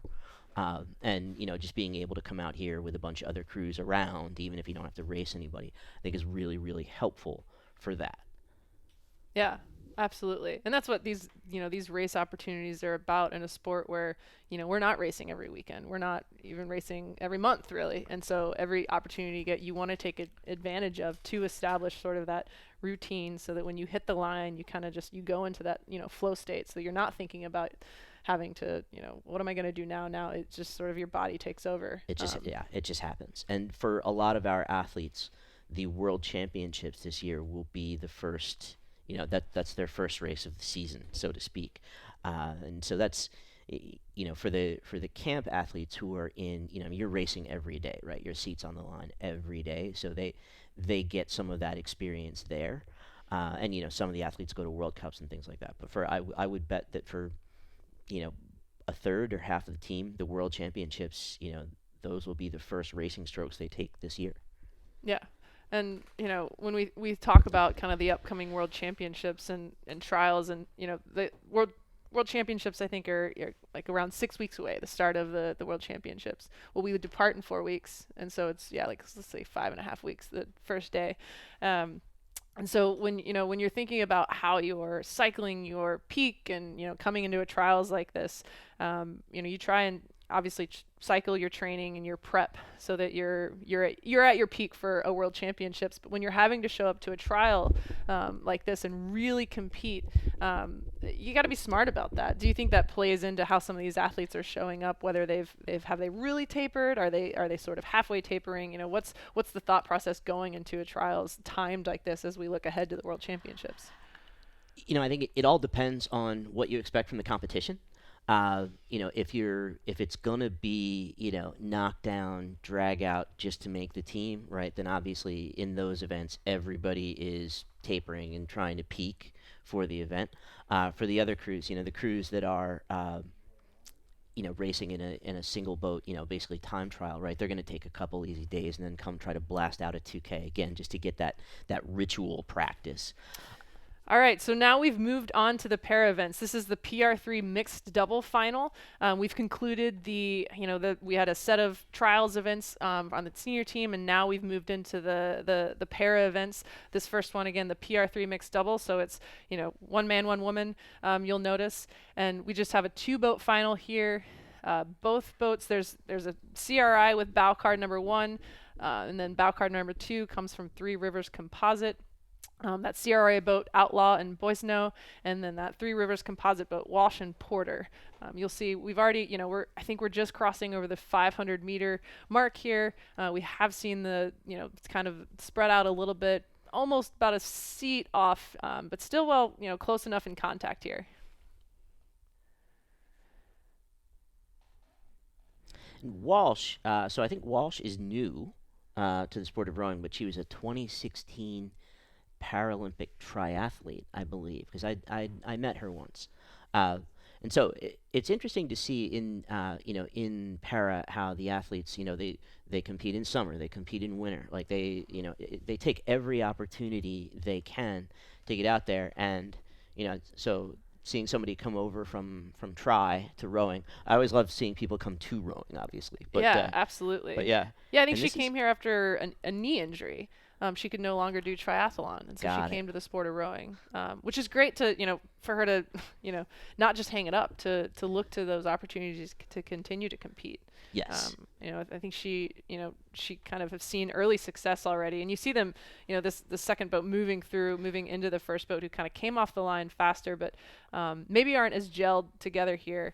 Um, Yeah, this is a case of, it looks like just consistency, and again, focus on the race plan. Uh, and so the crew in lane two, sort of came out great guns. The timing wasn't great, but they were quick off the line.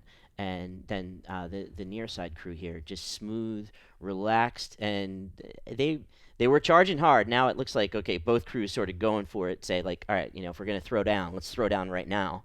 And we'll see what happens. Okay, crew on the near side here starting to move, but again, here's a little bit close on the buoys there, and again, that's with a novice rower, at least, someone new to rowing in the stroke seat. It's one of the biggest challenges that they'll face. Now there they go, they're moving through, nice and just smooth and steady. I mean, it's incredible technique for somebody who just came over to the sport. It really is. When you look at the stern of a boat and you watch, we talk about run. And that boat's running fairly well, just smooth and staying relaxed. The catch isn't too harsh, and just not, you'll see that trying to mitigate and limit the little bit of the surge and the kick of the boat, so that you're actually taking advantage of the boat running out, taking advantage of the work that you have put into the boat with the drive, and not trying to disrupt anything on that recovery, and as you come up into the catch and place the blades in. And that's Outlaw and Boissonneau now sort of coming outside their lane. But that's one of the things that'll get you in these races is, as you can see the blades skying there a little bit. And you were talking about keeping the boat moving, keeping the boat running, and that's the blades going up in the sky there right before they go into the water is really like that's something that'll just it'll kill your run, and it makes it tough here in the last the last half of the race. Now you're just trying to sort of pick it up and put it down, whereas Walsh and Porter just actually look extraordinarily smooth. Yeah. Very very relaxed, totally in control, just stroke after stroke after stroke, consistency. And Porter has trialed this event previously, and so does come to this with a little bit of experience. Imagine that he's sort of shared that experience with Patricia Walsh, but Walsh she's just an athlete. She looks like she's been here, maybe not in a boat, but she's definitely, the stakes have been high. She's experienced competition, knows what it's like to, to compete, and she does. She looks smooth and steady, moving the boat well. I think, she's had some already early success. She won the women's PR3 event at the World Indoor Rowing Championships earlier this year, and now we'll kind of adding to that, if nothing too drastic happens here in this last half of the race, we'll add to that a 2018 national team berth for the upcoming World Championships. And she's also a computer programmer. I want to throw that in there. That's actually how I met her. Yeah, Uh, she has an impressive resume. oh yeah, yeah, yeah. Yeah. There's no doubt about that. Master's degree in executive leadership, like you said, a degree in electrical engineering and computer science. So coming well-rounded, Mhm. as many rowers are. You'll see as many of the athletes that compete are definitely well-rounded athletes, both on and off the water. And that's now just sort of smooth and consistent. I think you know, d- barring something unusual happening, it's the result is almost decided here. But just watching them, sort of smooth, in control, and I think that's the one thing that struck me about the first 1,000 meters of the piece with Patricia. It was just the poise, right, that you see from someone who is an athlete who's been there before and sort of done this, and okay, if we stick to our plan, then like everything should go well, and they had the patience to let that plan play out. And it should be noted that this is last year was the first year that this event moved from all the events used to be 1,000 meters. Yep. And last year, um, along with some of the changes made to gender equity, etc., um, the the distance was changed for the para events, and so we're now seeing 2,000 meters, which is great. Giving these athletes the opportunity. I think it should be mentioned that we might have gotten the boats backwards. Our notes had us confusing the two crews, so we'll correct that coming in the last 250 meters. CRI is actually out in front, which is Outlaw and Boy Snow, and Patricia Walsh, who we have talked about, still a great athlete, Oops. newer to the sport, and Aiden Porter are actually in second. So our apologies to viewers who are watching that. You are seeing Pearl Outlaw and Joshua Boy Snow actually out in front, well out in front. But we have talked about that Three Rivers composite boat quite a bit, who's in second. Still giving for both both crews great athletes, but it does look like we made a mistake. So apologies to the viewers with our notes that it's actually that CRI boat that's well out in front now. You'll see kind of in the final stretch, 250 meters. Again, to put it out there again, Pearl Outlaw and Josh Poshno looking great, looking smooth. Coming into this last, they've put sort of a dominant performance down to take this spot as the PR3 mixed double for the 2018 World Championships. A great race by them, putting down a full 2,000 meter race, and coming behind them is the Three Rivers composite boat, that Patricia Walsh and Aiden Porter, who again which may fall a little bit more in line with what I would expect from like a newer athlete into the boat. Yeah. Just developing a little bit more technique. Clearly a great athlete, but I'm sure we'll see more of them. So we see those athletes crossing the line. They both crews put down a great race, put it all out there to race a full race. Kind of we see them waving to each other, telling each other great race, and that it concludes our first para event for the morning. And first athletes named to the national team for the para team, Pearl Outlaw and Josh Boisno of CRI.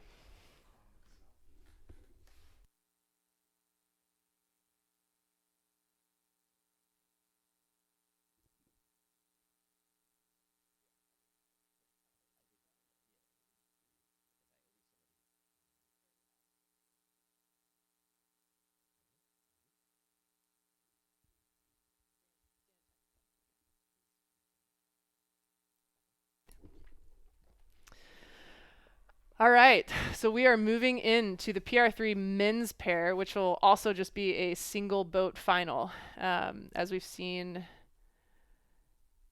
excuse me, the women's pair, as we've seen several other events for, single boat finals. Have been out there, so it looked like the men's pair may have dropped. So we are moving on now to the PR3 women's pair final, which is a two-boat final. Two boats from CRI. These athletes know each other. We're seeing a pretty seasoned veteran crew with Jacqueline Smith and Danny Hansen, with bow card number 1 closest to us in the screen here on the right as you're watching. They both have been in the pair of 4, both at the Rio Games, both in the World Championships. 4 that won a silver medal last year. So seasoned athletes here, looking good as they're coming off the line into the first 250 meters of the race. So the other pair, it should be mentioned, Ali Riley and Molly Moore. Again, both these crews are from CRI, so they probably have done plenty of pieces together up to this point, kind of, battling it out. And now it's about showing up and seeing which crew gets to kind of take that spot and be the women's pair for the 2018 national team. And so, this looks like one of those pieces that we were talking about where everybody's tapered for this one, right? Like they're showing up, and it's going to be, I mean, they're a minute or more into the piece, and it's still, it's very tight.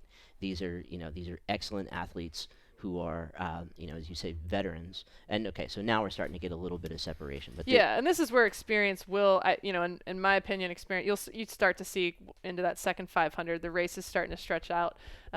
Jacqueline and Danny, they've rode together. They know each other. Jacqueline's been a member of, she's been on the team since 2013. She rode at Sacred Heart University. She's now the assistant coach there.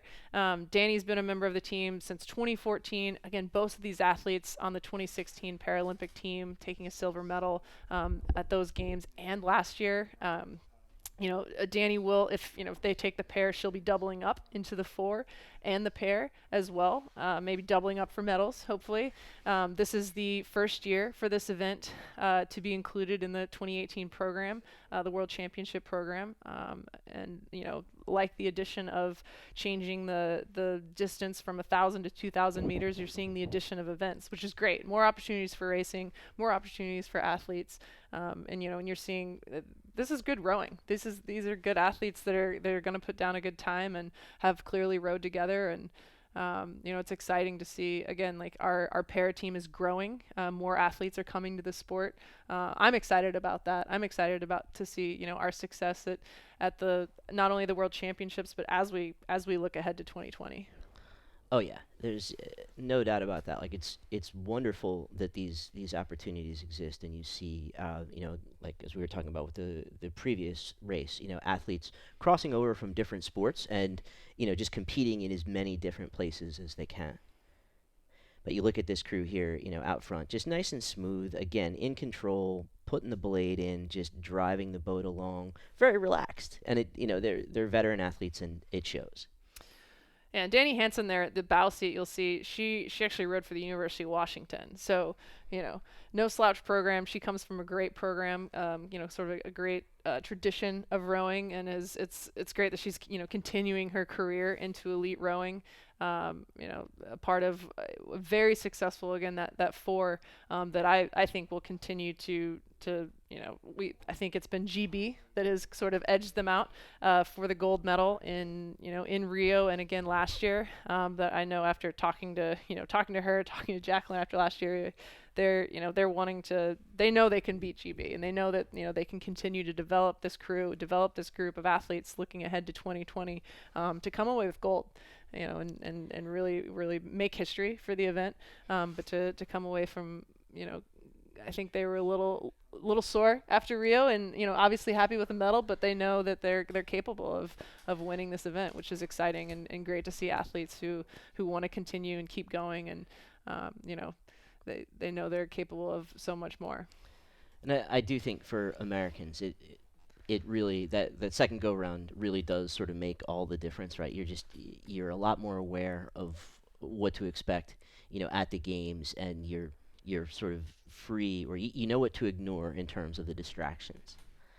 It's interesting. The Ali Riley from this other pair that we're riding with now will also be in the 4. I think this will be her first year in the 4. So you have one athlete from one pair, Danny Hansen in the 4, and then the other athlete, Ali Riley, in the other pair, who is also in the 4. So they're competing against each other right now, but they'll also be teammates. They'll all jump back in the in. 4. Yeah. So you have there's an opportunity for if I'm I think there's an opportunity for one athlete from each of these boats to make the team. So a lot still out there, but one athlete from each pair has already been named into the 4. That's a mixed 4, so it will be two male athletes that are named into the pair of 4, while Danny and Ali are the other 2 athletes that'll have already kind of sealed the deal and solidified a spot for their spot on the U.S. national team coming up in Bulgaria. I do love that there are, again, opportunities to double up. Like, I think it's cool. It's great for the sport, and obviously for the athletes. If if anyone can come away with more than one medal, it's a way to raise the visibility of our athletes in sport. But I also just think that as an athlete, it's got to be pretty cool to come home from an Olympic Games or a Paralympic Games with more than one medal. Yeah, and it's rarely done. And for anyone watching and listening, it is rarely done in our sport because of the the toll that Yeah. a full 2K race takes on you. You'll rarely see it done at the Olympics when athletes double up like that. Obviously, Kim Crow doubled up in the single and the double in 2012, which was masterful, taking away two medals in two very competitive events. But yeah, it is great to see when athletes do have that opportunity, but they're also capable of doubling up and doing well Mhm. in both events that they're doubling up. And that's on the women's side with the changes in the program. I think that's something you're going to see at least for the next couple of years. You're going to see athletes doubling into the 4 and the 8 or the 8 and the pair or whatever it is. That's going to be happening more. And then you never know. I mean, like you say, because of the toll, that may go away. But at least it looks like through 2020 that some of those opportunities are going to be there, which is I think is fantastic. Okay, so you see Jacqueline Smith and Danny Hansen pulling away, coming into the last 250 meters. Again, I think we're looking at just around 20 strokes left in the race. Pushing away from this pair, but that other pair of Ali Riley and more, they're not going to let them go easy. They're going to stay on. They're going to push all the way to the end. These athletes are, more and I think was the spare for the PR3 in 2016. So these are good athletes as well, and they know how to race. They know how to take it all the way down to the finish. Yep, they all just jacked it up. Danny looking behind her shoulder for the finish line. Another few strokes, and it will be Danny Hansen and Jacqueline Smith that will be named the PR3 women's pair and the pair for the upcoming 2018 World Championships. And as I mentioned, I believe Ali will be also, she's already has a spot. She'll be representing the U.S. in the mix for this summer as well. Okay, we are coming into the final stretch. I think we just have one event left. It is the PR2 women's single. Laura Goodkind. This will be a single boat final. And again, as we've mentioned, there have been a handful of those. And why that happens is oftentimes those athletes out there either that haven't made a team yet or understand kind of where they are in their development phase, just either decide not to come to trials. For the U.S., our trials are open. Any athletes can show up and race, but you will see sort of just the top athletes who understand and know where they are in their training cycle to race, and that's why we sometimes see limited entries. Is that even though our trials are open, which is unlike other sports, oftentimes you do have to qualify to even show up at trials, but our trials are open. And so that's why we're seeing some single lane, kind of single boat finals simply because of, the number of athletes out there training at this level, really. And the, kind of the hope is that we continue to see even more depth, even more athletes interested coming to the sport, wanting to continue their career, wanting to continue to train at the elite level. And as we get closer to the Olympics and Paralympics, that does happen naturally. More and more athletes will kind of either come back or come into the fold to really fill out these races. Yeah, you always get a couple unretirements, right, going into the Olympic year, and it's oftentimes, I mean, those are some of the best and most seasoned athletes, the ones who've they know what they have to do, and they do it on their own, and then they make the comeback. And I believe the PR2 women's single is a new boat class for this event. It was first introduced for this season. Internationally, you're seeing athletes. What they'll have for rowing. There's at the elite international level. There's a World Cup circuit all summer. World Cup 1, 2, and 3, and then the World Championships, which generally happens sometime. Last year we saw it. It was end of September into early October. This year it's middle of September. Sometimes it'll be late August. I believe next year the World Championships are late August. But in terms of timing, and internationally we have seen for some of the World Cups with the PR2 women's single, you're seeing athletes who've competed in the mixed double. for many years, actually transitioning over to the single as a new opportunity to race, Hmm. which is great. Again, it's like we've been talking about, more opportunities to race, more opportunities to medal, more opportunities to continue your career. Laura Goodkind, who we'll ride with here, you see her on your screen. She placed fifth last year in the PR2 mixed doubles. So again, an athlete that has been in the double that is going into the single. She previously finished 10th in the trunk and arms mixed double at the 2016 Para Games. So, she's been around. She's been on a few teams and understands what it's like to compete at the international level. This is kind of giving her first go at the PR2 women's single this year.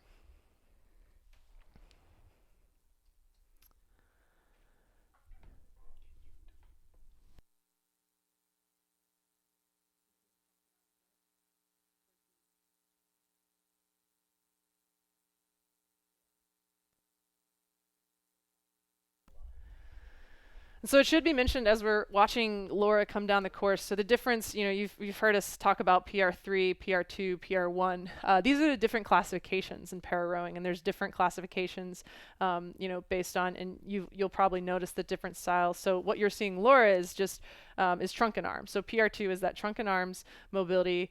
There is only arms, and then there's with PR3, which we saw with the women's pair just in the previous race, was full body. And so the mixed four, the PR3 mixed four, is full body, and generally it's the makeup of the crew will have varying classifications that add up to a certain number. And that's why as we're seeing different crews come down the course, different styles of rowing, different speeds as well. There are the different classifications in para rowing for the various events. The four is what we call mixed, which means half and half. It's 2 men, 2 women. Same with the doubles that we've seen has been 1 man, 1 woman, and then we have obviously the classifications of this is the PR2 women's single. We did not have an entry for the PR2 men's single this year. And this just with the with the arms and body only, good swinging back and forth. It's I mean this is an endurance piece. So just staying consistent, keeping the boat moving, like you were talking about earlier with the check. Smooth, keep it running, keep it running. She's got a good rhythm going. And again, she's been around for a couple of years, and she's just sending the boat with her core, with her body as she swings through, sending the boat along. But it is an endurance piece. 2,000 meters at just trunk and arms is brutal. It's quite a burn. And you got to be fit, and you got to be in it for the long run. It's a burn the whole way down. And so these again, these are good athletes that have been working. And as with the change last year from moving the distance from 1,000 to 2,000 meters. I mean, think about doubling your event that you've been training for. These athletes have had to change the way they trained. They've had to expand their base, change their race profile. So it has changed a little bit the way they're training. But we're seeing. We're seeing some great athletes come into the event, so it's exciting to see, see as our athletes are continuing to train, stay in the event, and look ahead to 2020. Yeah, I like that change to the 2K. I mean, I think it's like everybody should be doing the same thing, and it also sort of fosters a sense of being all part of the Yeah, we're same one team. Yeah, exactly. Absolutely. We compete at the World Championships together. Now we're competing the same distance. We're one team. You'll also notice, separate from the style and the classifications, the boats are different. This boat is a little bit wider. The PR1 is not competing. That was earlier this summer.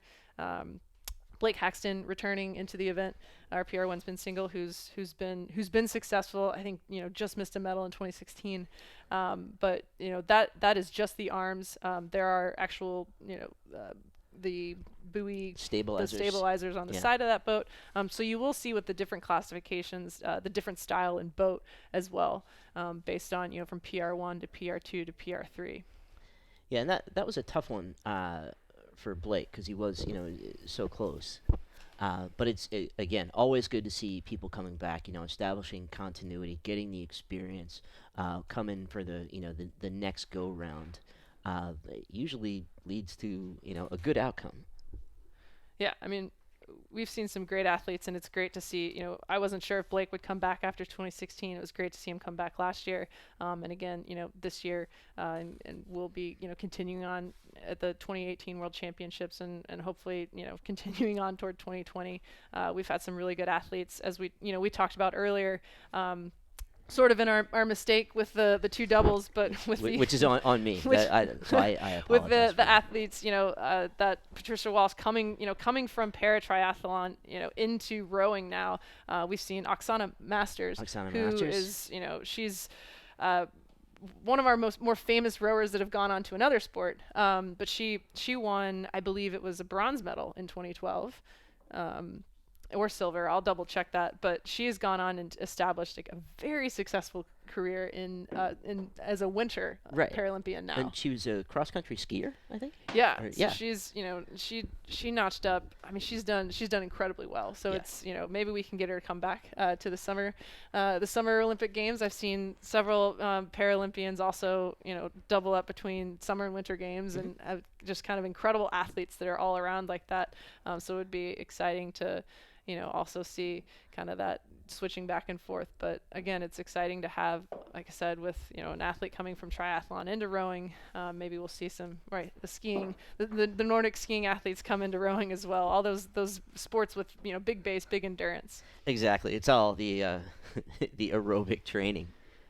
Yeah, So this absolutely. incredibly consistent piece here. That's just stroke after stroke.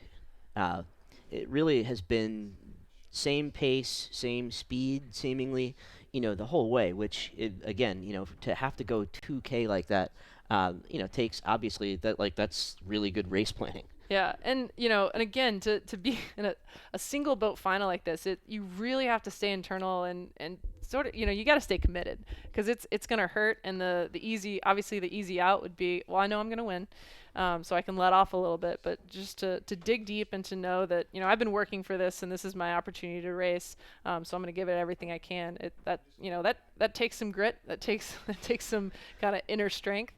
You see, coming through this 500 mark. So we're into the last 500 meters of the race, and she sees that buoy mark, and she knows, okay, we're coming into the last stretch. One more 500. Let's see what I can throw down. Maybe I'll pick up the rate a little bit. And that's one of the great things about this course is it even just with that jetty there, and I guess we used to call that the gazebo or whatever, but you go by that and then you know it's on, right? You're getting toward the end. Obviously everybody's burning, but you can kind of smell the barn. Yeah, there's a little lift there. Like you're almost done. Yeah. The finish is just 60 strokes, less than 70 strokes away, and you're capable of that. And so no matter how much you're hurting, you just start counting down the strokes. And we see her, she is getting a little labored here, starting to feel the work, feel the distance, feel the race is starting to set in here. But just keep, the idea here is just keep the hands moving, keep the blades moving, keep the boat moving. Try not to, your technique does start to break down when you start to feel the pain and kind of feel the exhaustion of the piece. Your body starts to give out a little bit, and you're just doing, you're trying your hardest to stay as smooth as possible, keep your hands moving as much as possible, despite that lactic acid building up and really cramping you down. And keep those catches going in. You'll see the red buoys here. That means last 250 meters. So we're coming into just this last stretch, and it does look like Laura's starting to feel the race a little bit, but she's taking up the rating, just trying to keep, again, the faster I can get the boat across, the faster I can get this done. Feeling the race, putting down a fast, trying to put down a fast time, because again, this is a new event for 2018. So we are seeing athletes kind of move from the double into the single in this event, both here in the U.S. and internationally. And it's very competitive. We've already seen some international at the World Cup, some athletes put down times. So Laura will be, looking to those times and trying to, see, how do I measure up? How do I compare? and the conditions have actually gotten a little bit better for that. So there's just a puff of tailwind that has returned to the course, but obviously you can see. I mean, the water is as flat as it gets, but there's a little bit of pushing wind there that we can see from the finish line flag, and she's down now to about the last 15 strokes. Yeah, she's starting to get her body into it a little bit. You see that chin just lift a little bit. You can really tell when when an athlete at the end of the race is starting to feel it. The body starts to get a little bit more into the stroke. There we go. And Laura's crossed the crossed the finish line. Again, coming into this knowing that I've already been named. I know that I've already made the team, but what can I do? How can this race? How good can I make this race? What kind of time can I put down?